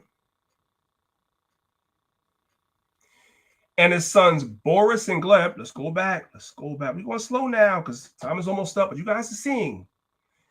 Here's Vladimir. Here's his sons Boris and Gleb. This image is from 1560. Wait a minute. Wait a minute. This white image is from 1770, which means the other image is 200 and how many years? 210 years older. This image is 210 years older. This is 1560. The white image is from 1770.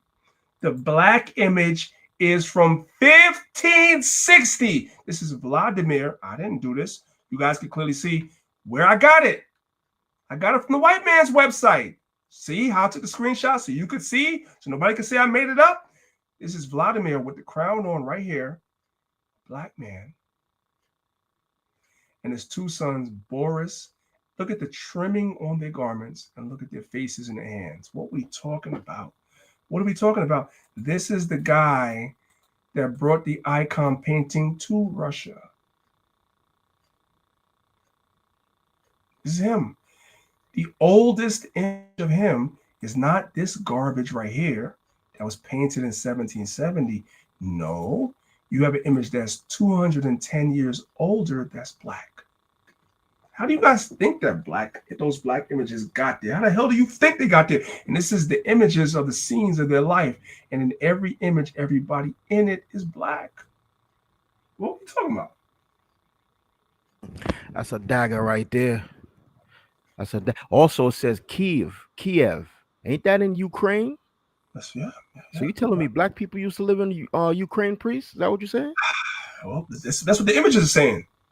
What we need to do, Zahab, we need to say that we're not saying nothing, because people will argue you down.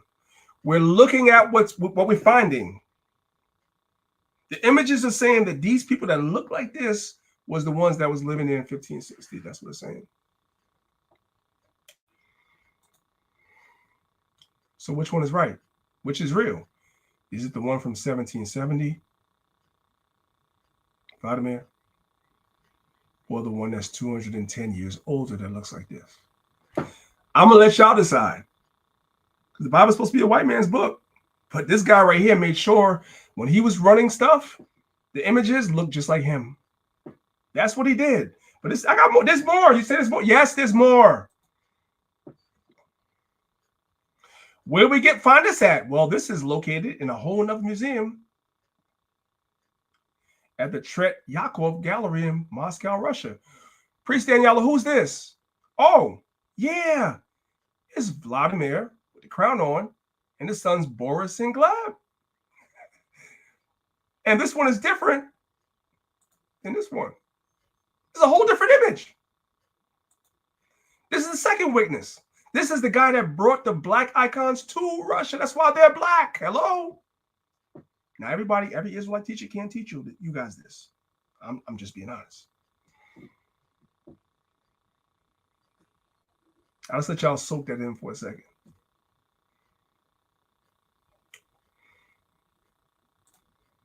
But wait. Dang, we got 5 minutes left. But wait. Y'all know I'm not finished yet, right? You know there's more, right? Come on, man. Stop playing. Here's another one.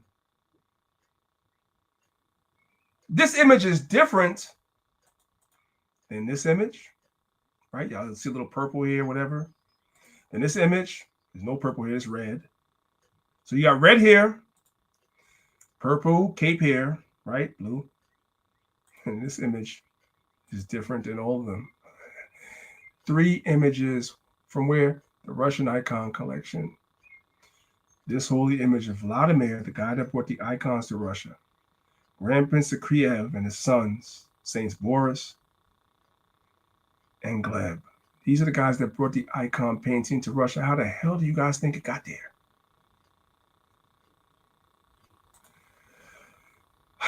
Just y'all just soak that in for a second. I'll give y'all a second to soak it.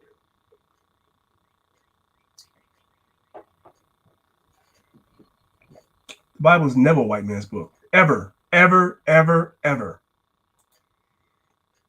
And here's a book that I also have called The Russian Icons. This is Boris and Gleb on here too. Just soak that in. Y'all can soak that in for a second.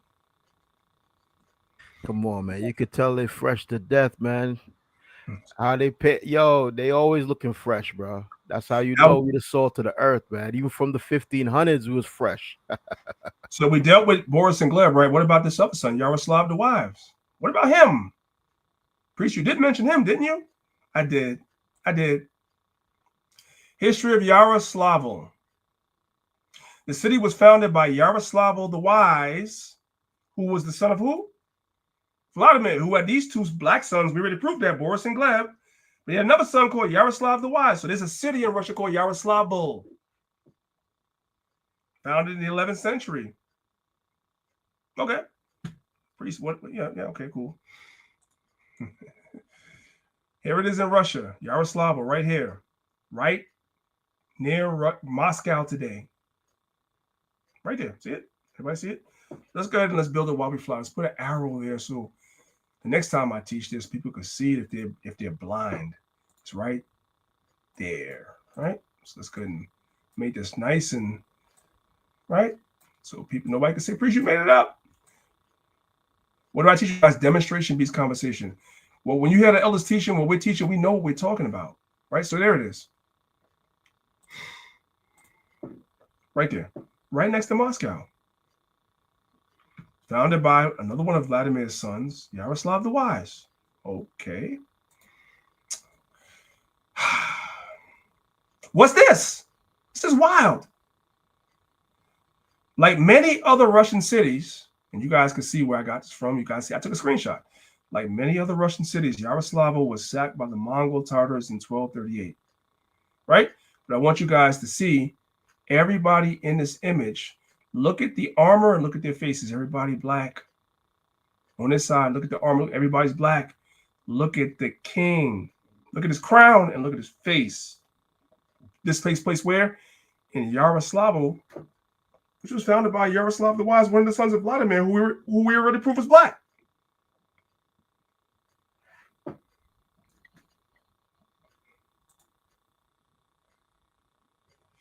Here's Prince Fyodor, one of the rulers of Yaroslavl.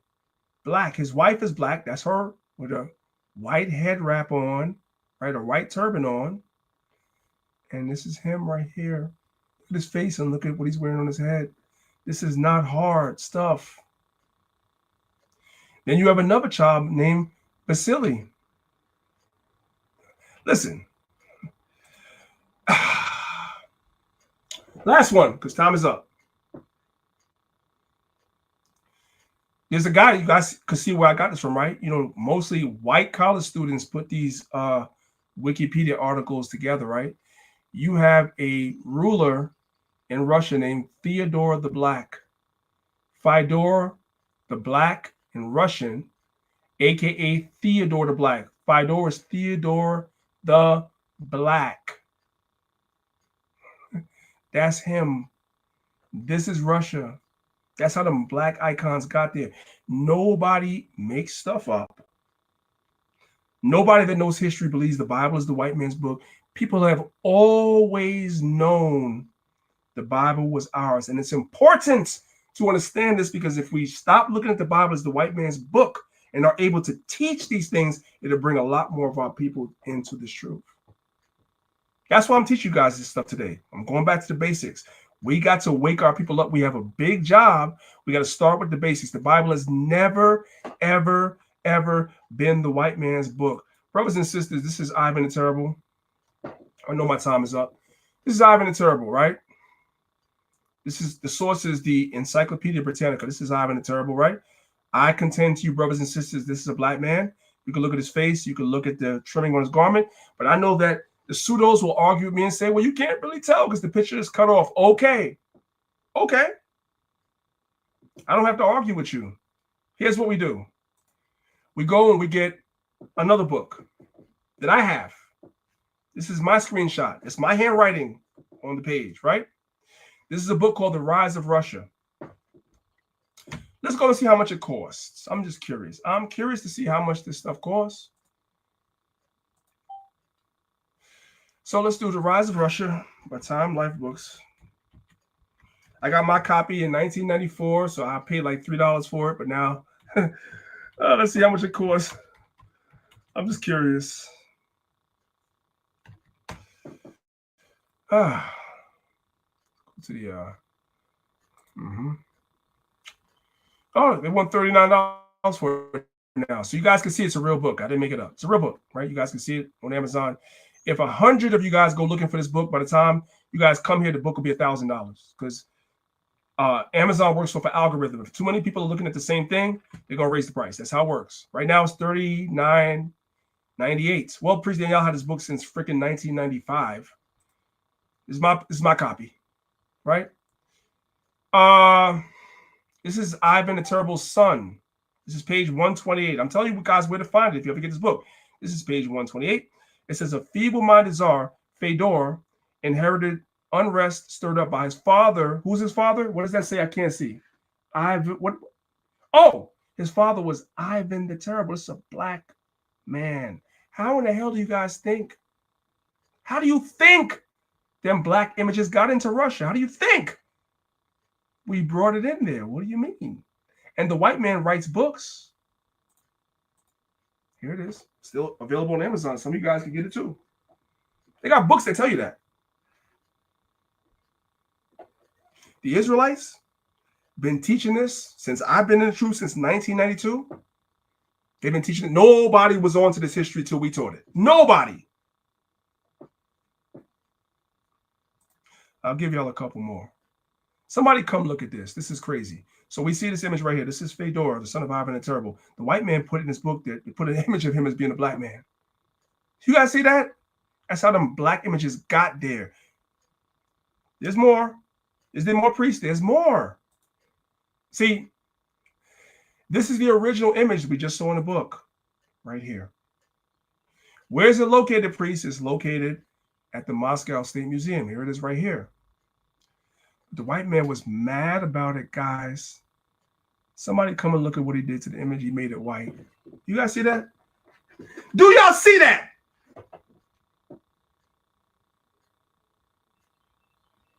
Now you might be saying to yourself, well, priest, how do we know which one is right? Is it the one here or the one here? Well, the white man made a book and he put this one in the book. This one, this one, this one, not this one, because this one is fake.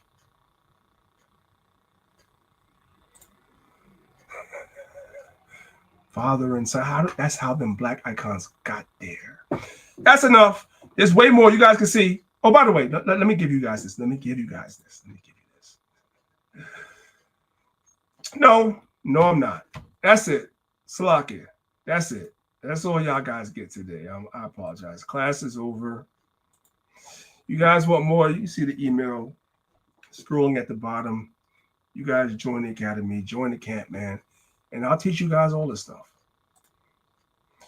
With that being said, I pray you brothers and sisters were edified by the class. If you guys were edified, put 1 in the chat. Let me know you guys were edified. But I think I did my job for today. With that being said, Zab, if you have anything, the floor is yours. Nah, King, excellent class, excellent class. I mean, I don't think little things like this should make anybody fall out. You know what I'm saying? I really don't think so. I pray not. You know what I'm saying? 2 Peter 1:10 talks about making your election sure. This should not stumble nobody. You know what I mean? Because one question I would ask is that if this is not true, then what is there? What else is there? Huh? You gonna worship African gods like Garfield wants? Huh? You gonna worship Egyptian gods like what our good brother Soneto wants us to do? Nah, we good. I'm staying right here, like it says in the book of Joshua. As for me and my family, we're gonna keep the law, statute, commandments of the Most High God. Right? With that, I say shalom. And just to be frank, it's not to be haughty, it's not to be proud. You brothers and sisters clearly see these people are not on our level when it comes to the information at all. And I want you guys to understand that there should be no wavering when it comes to you brothers and sisters, knowing that what we teach is the truth. Maybe every week I can't go into books. Maybe every week I can't go into showing you guys stuff. But you could clearly, from today's lesson, clearly see that when brothers are teaching these things, even if they're not showing it to you, we rule Russia, you can see that. We ruled England, you can see that. We rule, you can see that. It's clear. We're not teaching it for nothing. And that's why I taught what I taught today. The Bible was never the white man's book. We love you, brothers and sisters. We appreciate you, brothers and sisters, being here every single week, listening to our class. We don't take that for granted. It's your brother Priest Daniel, representing Lines of Israel, Maccabees TV, along with El Zahab. Please make sure you guys subscribe to the channel. Hit the notification bell so you guys can be notified when I'm live. I will be doing other classes outside of my Sabbath class in the future on this channel. You want to be notified so you guys can learn, because I'm going to be going into a lot of stuff. I'm opening up the archives. I'm going to be going into a lot of stuff. All right. Love y'all. I'll see you guys again next week. Most High's will. Shalom.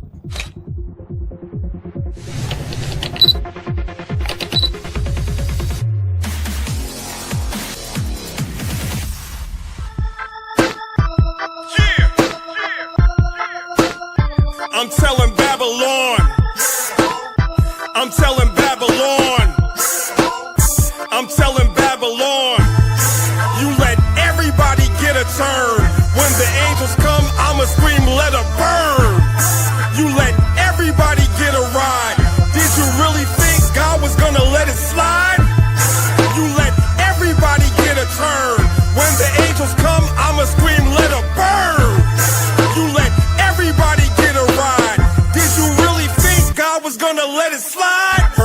Babylon, I call her Babs for short. She has a lot of lovers, she lets them pass her port. She has a love affair with every foreign nation. She has a favorite wine, its name is fornication. She has a purple robe, she has a pearly necklace. And if you worship Caesar, she'll give you worldly blessings. She's insatiable, she cannot hide her passion. Last week, somebody said she rides a dragon. I know it's crazy, but the question is, why she had to put a crown upon its 7 heads? And it's even deeper, I had to peep the madness. She made war with the saints that tried to keep commandments. And since she killed the righteous and won't let me be, when she burns, it won't be from an STD. Bodies everywhere, both man and beast. And on that day, the birds are gonna have a feast. You let everybody get a turn. When the angels come, I'ma scream, let her burn. You let everybody get a ride. Did you really think God was gonna let it slide? You let everybody get a turn. When the angels come, I'ma scream, let her burn. You let everybody get a ride. Did you really think God was gonna let it slide? Show me the finest girl, Babs is just as pretty. Her name is Babylon, the girl is such a mystery. Yeah, she's been that way since we were little kids. She nicknamed me Mark like I was 666. She said, you want my number? I said, you high as hell. She said, you need my number or you can't buy or sell. She said, take my number. I know that I can't make you, but I'm espoused to Christ and I'm staying faithful. Isaiah had a vision, he saw the elevation. Jesus preached the gospel, John had a revelation. Her lovers hated Babs, so they burned her up. What's upside down, the Lord could always turn it up. You let everybody get a turn. When the angels come, I'ma scream, let her burn. You let everybody get a ride. Did you really think God was gonna let it slide? You let everybody get a turn. When the angels come, I'ma scream, let her burn. You let everybody get a ride. Did you really think God was gonna let it slide?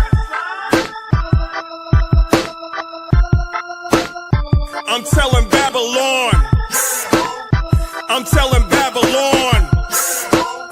I'm telling Babylon. I'm telling Babylon.